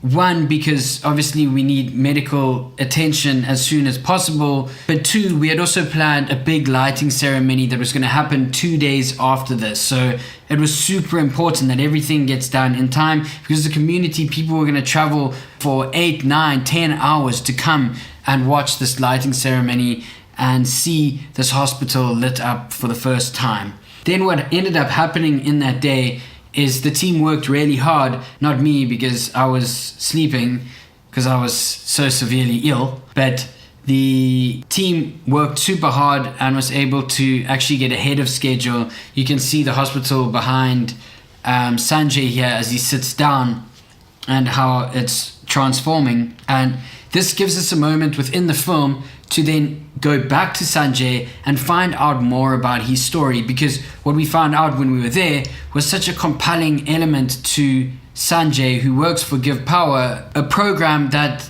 literally gives solar power to places all around the world that we've worked with multiple times before. He's also an incredible engineer, and this is his story. This is what he's done, and I needed to find a place to put this in the film, and this felt really fitting to put that in here. When I was working and repairing the equipment in Upper Himalayas, we find out this village with no electricity at all. And then when you get here, I saw a baby was there in a wooden box, and then there was a light bulbs on, hitting it. Obviously, the animated scene here is used because we don't have the stock footage of this. Therefore, because we've done 2 animations prior to this animation would make sense to do it here. If it was just suddenly 1 animation and it was Arb, it just wouldn't fit in and it wouldn't feel right. We would then just have him speaking to the camera directly here. In order to emphasize what he's saying and help the audience imagine what he's speaking about, it would make sense to have this animation. That's why we have this animatic where it is. It popped my mind, and I think this kind of equipment can be, built by ourselves. And after that, I formed a team out here in Nepal, and then we were able to make a baby warmer, and we call it Nano Nani in Nepali. That means a warm child. Nano Nani became such a success that it won a People's Choice Award in the USA.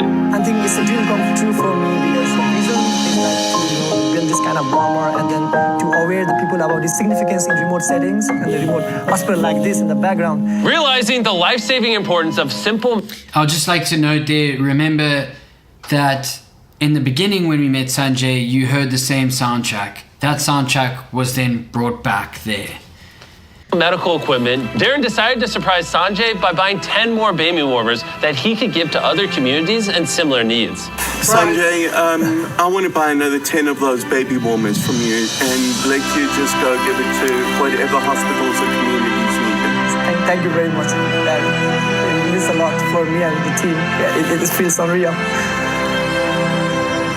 Those moments that happen there where Darren and Jimmy spontaneously give away additional charitable donations, I call honeypot moments in the film, and these can also be peppered throughout the film. These are the surprising elements, these extra elements that also reignite the flame that you didn't know were gonna. Yes, it's this sort of spontaneous positivity that, thank you. Happen in the film. They're surprising and they keep you feeling good, as well as they keep this idea which happens in all the films, which is that there's always some additional surprise waiting to happen. Now this final scene is the big scene. It's the with only 1 day remaining. This is my favorite soundtrack out of the whole piece, and you're gonna hear how it builds and builds and builds and builds and just breaks into this beautiful. So this is almost like in a way kind of like works together like a music video along with this beautiful imagery as well as this really deep and rich storytelling. So I'm just going to play this scene out, and this scene is our longest scene because it takes us from the beginning, and this is how you get a really powerful crescendo, is how long can you really hold on to the motif, how long can you really hold the audience there until we can then take you to a point and hit this crescendo and keep you up there and keep you high. If the build-up isn't as long, the drop of the track or the climatic elements of the track don't hit as hard. This goes intention, obstacle, intention, obstacle, intention, obstacle, intention, obstacle. Are you ready? 3, 2, 1, boom. With only 1 day remaining, we were so close to finishing the construction. And the whole team gathered to sign the final certificate.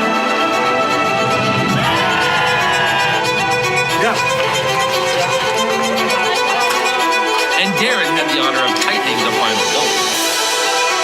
Together, we turned a broken building with no electricity into a fully operational hospital that will service over 16,000 people in this community. I have so much gratitude for the fact that we are able to come in here and give them a gift that will make a meaningful difference to these people for generations to come. It's getting close to night from now, and it's nearly time to surprise the community, and I can't wait. The whole village came to the hospital to witness the lights turn on for the first time. Are you ready?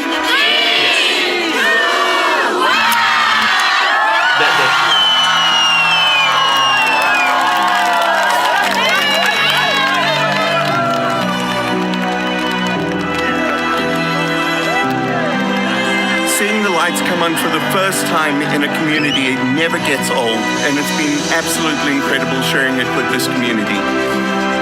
The next one. Again, just the goosebump scene that happens.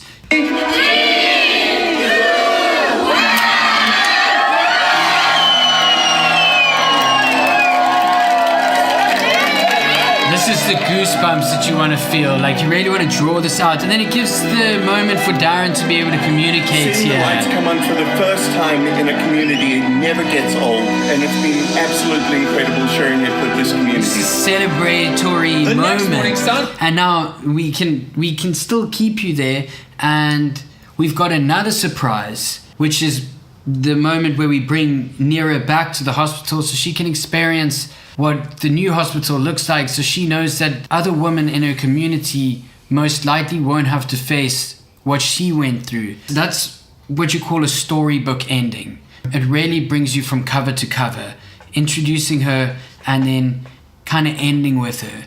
But because we know from these other honeypots that have happened throughout the film, it might not be the end of the film. There might still be one more surprise. Sanjay invited Nira back to the hospital so he could show her all of the new equipment, including his baby warmers. Now she's very much optimistic that no one has to go through what she went through. She's very happy and grateful for the birthing facility over here. Okay, so here, technically, where it should be the end of the film, we've got a brand read.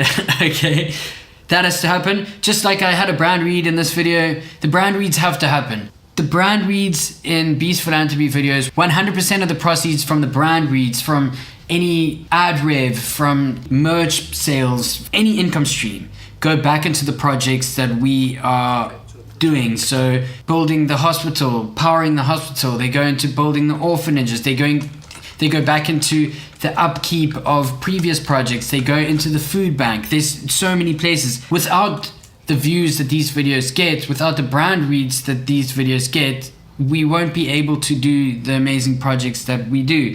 Yes, it is difficult to obviously have to put a brand read within a video, but it is what it is. I'm gonna skip through this brand read because it's kind of irrelevant. This is also a reason to bring in that honeypot ending, because we've got the brand read and we need the AVD to want to stretch the whole way to the end of the video. That's why we utilize this final surprise, and there's always a final surprise at the end of every Beast Philanthropy video. That's why you need to stay till the end of every video. And this is what we decided to do for the final surprise, which was awesome, by the way. Hey, let's get back into it. When speaking to Sanjay, we found out that although he is Nepalese, he has never been to Everest, and it has always been a dream of his to see the massive mountain. So on the last morning, we decided to surprise him with a once-in-a-lifetime trip. We're so close to Everest, it just made sense that we go visit it. We took Sanjay to the highest point on Everest that a helicopter could reach. The air was so thin, Darren, Dan, and Sanjay were only allowed to spend 2 minutes up there, or they could get hypoxia from lack of oxygen. Darren and I are at the highest point we've ever been together. I can't believe it's happening. Seeing Everest literally brought Sanjay to his knees from emotion. It's so overwhelming. It's a dream for me to come here and see the Everest. Again, I just want to thank our partners at Give Power and... Yeah. Do remember, Everest, if I'm not wrong, is like the tallest mountain in the world. Tallest. Ever. Like, ever. Tallest. Full stop. So, yeah. I think so. Hopefully I'm wrong. Hopefully I'm not wrong. Yeah. So anyways, 3 hours and 6 minutes mark. Okay, anyways, 3 hours mark. I still got 10 more minutes of video to watch. 10 minutes and plus video to watch. But the last words to comment down below. The first word is at 1 hour plus mark. The second word is at 2 hours plus mark. Now it's 3 hours plus mark. The third word to comment down below is... What should I put in? A, B, C, D, E, F, G, H, I, J, K. Oh, you know what? One alphabet after R, E, A, C, T, S. So it will be A, B, C, D, E, F, G, H, I, J, K, L, M, N, O, P, O. Oh. A, B, C, D, E, F, G, H, I, J, K, L, M, N, O, P, Q, R, S. A, B, C, D, E, F, B, D, T, U. A, B, C, D. Okay, so the third word is S, F, B, D, U, T. Is it correct? literally one alphabet after literally one alphabet after REACTS. So the third word will be, I'm gonna spell it for you, okay? SFBDUT.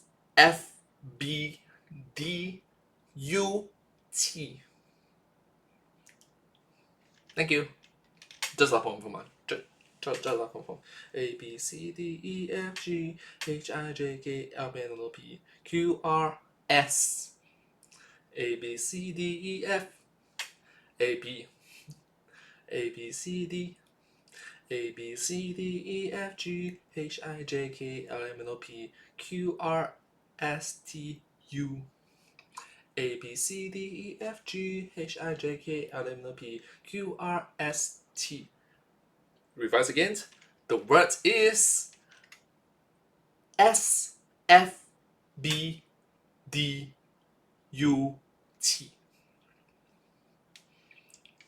Let's continue watching it. 10 more minutes.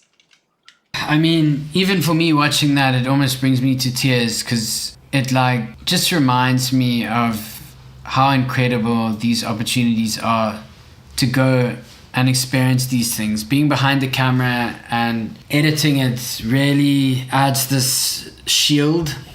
Just true, it adds a shield when you're editing this this video. But it's nice that you are able to produce such a wonderful film. Thank you. Thank you so much.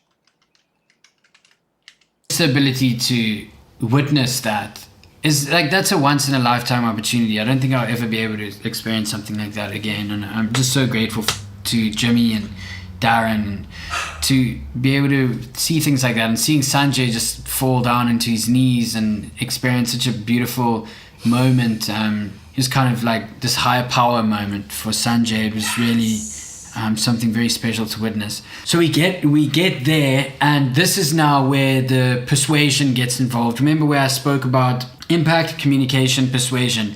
Our act of persuasion sounds like a negative word. Impact, communication, transformation rather. But that is a persuasive act to transform.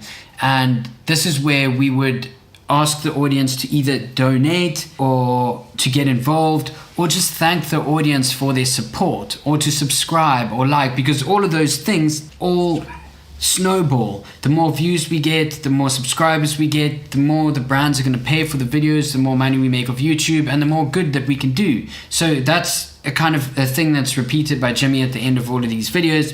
He did shout me out at the end of this video, which is fantastic. I don't need to play the whole outro, but yeah, you get what happens at the end. Just before finishing off and going into how I grade these videos, I just wanted to touch. And that was how I found out about your video from you. So thank you, Mr. Beast. Thank you. And you wasted me 3 hours plus. But it's good, it's good. It's educational. I'm gonna, you know what? I'm gonna rewatch this 2 to 3 more times on YouTube just to show that I actually like this educational video. It's entertaining and it's educational also. Entertainment for the win. On why this timeline looks like this, and it looks all colorful and all over the place. It's like that on purpose, and it's planned that way. It's because we can see how much screen time each character is getting. For instance, all Jimmy's VO is orange like this, all Jimmy to camera is light blue like that, all Darren is green, all the yellow stuff is animation, all Dan, me, is dark blue, etc, etc. So that just helps understand when going through this timeline. And obviously then this helps correlate with the script. So if you quickly want to go somewhere, you can quickly go through here and figure out where you are on the script. Look how beautiful and pretty the timeline looks. So now we're going to go into the grade and how this is done. For the grade, I really don't do anything too extensive because all the footage is shot in Sony S-Log 3, as mentioned before in the shooting scene. So I simply add... For me, I'll be recording it on my webcam, which is Logitech Brio 4K 30 frames per second. This one came out in 2017. I know there's a new one that came out a couple of years ago. It's like during COVID, I guess. There's one more that is Logitech Brio 4K 60. So the one I'm using is from 2017, not the newest one that is 202 something. Yeah. Difference is better frame rate. One is 60 frames per second, this is 30 frames per second. And apparently it can have better quality, but to me it's like same. same. Which is kind of awkward. This is recorded at 30 frames per second. Exported video is at 60 frames per second. And right now, when I'm reacting to videos, it is somewhere around 45 frames per second. Because my computer is not the best. Sorry. So yeah. Either way, it's pushing the limits of what my webcam is capable of doing. Sorry. Conversion LUT, which converts my footage into Rec 709. And this is the LUT I use. It's from an incredible YouTuber called Danny Gervitz. If you don't know his work, I suggest going over and checking it out. It's awesome. By the way, I didn't get endorsed to say that. And if everything is shot to the correct exposure and white balance, this LUT does most of the work. So once the conversion LUT is applied, I simply add some contrast and saturation to boost the colors.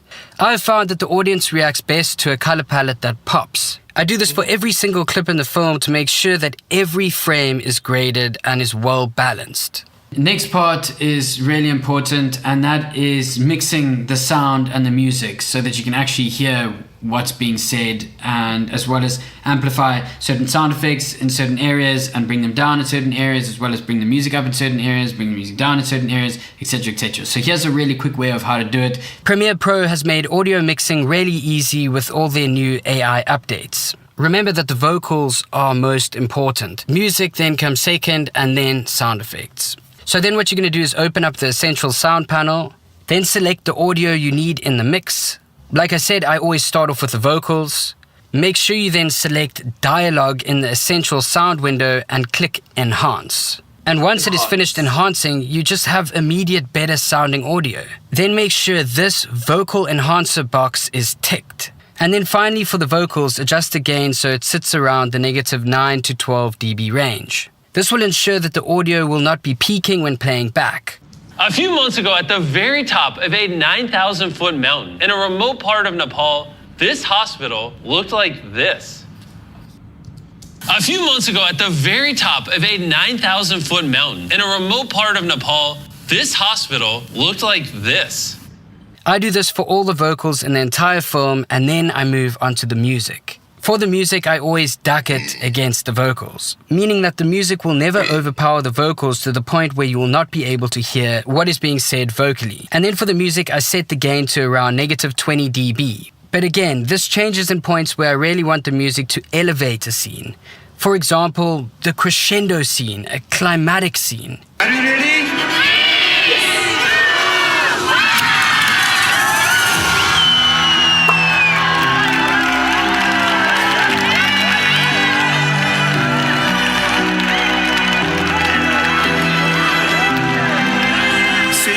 Come on for the first time in a community, it never gets old, and it's been absolutely incredible sharing it with this community. So the music can really be heard here and experienced so that the audience can feel the emotion. I again do this for all the music in the film. I do this all before finally mixing in the sound effects and ambience. These elements are simply there to help support the audio.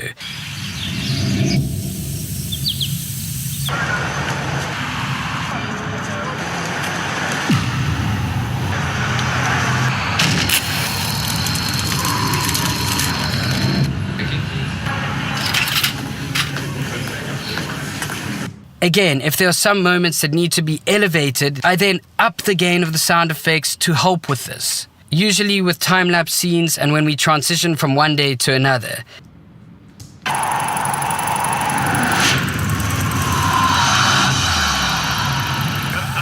I do this for all of the sound design of the entire video. Step 8, packaging and delivery. And finally, I'm just going to show you the export settings that I use. It's super simple to best optimize your export for YouTube at 4K so that the viewer has the best possible time they can have watching the video. He said 4K. For me, I upload my videos in 1440p. Reason number one, my computer is not that strong. It's literally equipment limitation. Number two, Also equipment limitations. It's too much storage. It's gonna be like, I don't know, 20 gigabytes per video. For this particular video, it's gonna be like what, 100 gigabytes if I was to upload in 4K. It's way too big. I'm sorry. This is what I have found to be the best way to export a video for YouTube. I make sure that I export the film into the final export folder, as I mentioned when going through the drive setup. In this folder, I have two folders. One, 4K for YouTube, which is where the final YouTube export will go, and two, a 4K with no subtitles, which is where the clean export of the film will go. These are the best export settings. I always match the source of my sequence. The format is also always H.264. Then I tick these two boxes. Render at maximum depth and use maximum render quality. All of the other settings stay the same. But I make sure that the bitrate is set to 40 megabytes per second and VBR 1 pass. Okay, then I click export. And once the film is exported, it is absolutely crucial that you watch through it multiple times. This is called a QC, a quality check. You have to quality check the video because you never know if there's an export error or a black frame or a piece of media that is offline. Okay, back to K. Which apparently I don't do enough because sorry Nolan. Okay, so Mr. Beast's friend, Nolan Hansen, if you're watching this, I need to apologize to you. And also, I need to apologize sometimes to other videos as well, like the Game Terrorist, Nolan Hansen, sorry. The most recent one that I can remember is Nolan video. I reacted to your video, but the audio isn't there, so sorry. Hey, look at that side, I reacted to it again, so sorry. Cape Town. Step 9, the upload. Whew. Okay. That experience was wild. In total, the entire process of just the edit, excluding travel, I would say it took around 7 days. This whole process of making this entire film, I would say took about a month to a month and a half. I'm just about to click the upload button for the Beast Philanthropy video, but before I do, I just wanted to say, if you got this far in this tutorial, if you made it the whole— Yes, I got that far into your video, sir. whole way here, no matter if it took you 3 days, 5 days, a month, please let me know below, because you're the kind of person that I definitely want to work with in the future. Just the mere fact that you have the drive, the dedication to get through a tutorial that's this extensive just shows that you've really got what it takes to one day, or right now, become one of the greatest filmmakers on YouTube. I'm not at all saying that this tutorial is going to turn you into the genius of editing or the genius of filmmaking, but it definitely shows you've got what it takes in order to wanting to learn, to grow, to expand as a filmmaker. And Bro, thank you so much, man. Okay, I'm not gonna lie. Watching this video for my reaction video, Humdrum Singaporean Reacts up over here, is purely because it's a hobby of mine. Purely because of a hobby of mine. That took me a few years. But yeah, you know, I want to focus on Humdrum Singaporeans. Humdrum Singaporean Reacts and Humdrum Singaporean is different. Two different channels. Just like how Mr. Beast Reacts and Mr. Beast and Mr. Beast Reacts are different. I want to create something similar to Mr. Beast. And I hope that even if I was to achieve 0.1% of Mr. Beast's achievements, even if I was to achieve 0.01% of Mr. Beast's achievements, he has 300 million views. 0.1% is 100k subscribers. 0.01% is 30k. 30k subscribers in Singapore, you're considered quite big. So yeah. Thank you. Okay, anyways, back to your video, sorry. I take my hat off to you. I've never in my whole life, on every film I've ever made, worked this hard on a film or a tutorial. It's been one hell of a process. Usually I'm just sitting doing this whole thing without having to talk and explain to the camera at the same time while going along in the process. So technically it took double as long. Or I had to consider what I was saying the whole time too. So yeah, it was a lot of work. Therefore, a mere share or a like or a comment would mean the world. Also, if you're new here, please subscribe and turn your notifications bell on. And then lastly, the only thing that got me through was brew bar. You can buy a box of brew bar. There's 12 in a box. I'll link it below. Definitely just buy brew bar. It is the greatest tasting caffeinated healthy snack on the market by miles. I don't know why it's like hasn't taken over the world yet, but anyway, you can help that become a reality. Okay, just about to click upload. Okay, just about to click upload. There we go. As it's uploading, don't forget, you're awesome, bro, and I'll see you soon. The video ended. Sorry. You're awesome too as well. Thank you so much, man. And yeah, thank you. Hope you enjoyed. Once again, this video, how to master the art of filmmaking from Dan Mays. Thank you so much. It's educational, and I promise that I'm gonna watch this on my own spare free time, again and again and again and again and again on your YouTube channel, because it's actually quite entertaining to watch. Thank you. Also, thank you so much for the Beast Philanthropy, this video. We powered a mountain from Beast Philanthropy. Yeah, I found your video. I found your channel from that video. So, thank you so much. Thank you so much. It's very educational. Hopefully, you mentioned that you hope to work with someone that watches the entire video from start to finish. You see me do it in this entire video of 3 hours and 24 minutes. 3 hours and a half hour. 3.5 hours. Okay? Hopefully one day, Humdrum Singaporeans is able to work with you. You, sir. Dan Mays. Hopefully one day. I'm just a small, tiny content creator with 2.61k subscribers. Not a lot. 2.61k subscribers. I've been stuck in that number for so long. But hey, thank you so much, man. If you actually watched my entire video of your reaction video, thank you. And also, bro, comment down below. You, I'm specifically talking to you, bro. Dan Mays, the 3 words at the 1 hour mark, 2 hour mark, 3 hour mark. Comment down below the 3 words, okay? Thank you so much, man. And Mr. Beast, if you're actually watching this, which I highly doubt so, I doubt you'll be watching this video. This 3.5 hours video is a very long video. But if you actually do watch this video, thank you so much, man. I know that I'm older than you, but man, you are my hero. You are everybody's hero. You are a solid role model for everyone. Anyways, stop blabbering, stop nagging. Thank you so much, man. But hey, that's just a react. A humdrum react. Thanks for watching. I learned that from my pet. Yes, I watch every single game theory, film theory, food theory style theory video. Nolan's, Carl, Pixel Playground, Mr. Beast videos, Beast Reacts, Beast Gaming. I watch every single one. Even those Mr. Beast Friends videos. Yeah. So, ta-da! Hello from Singapore. Hello from Singapore. I'm Humdrum Singaporeans. I am just another every Singaporeans. Hope you enjoyed. Subscribe. Thank you. Thank you so much. Hey, remember, subscribe. Subscribe. Thank you. Okay. 感謝。多謝。感謝。And yes, even the explosion is I learned from Mr. Beast, so sorry.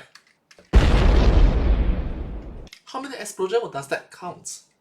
Did you count that?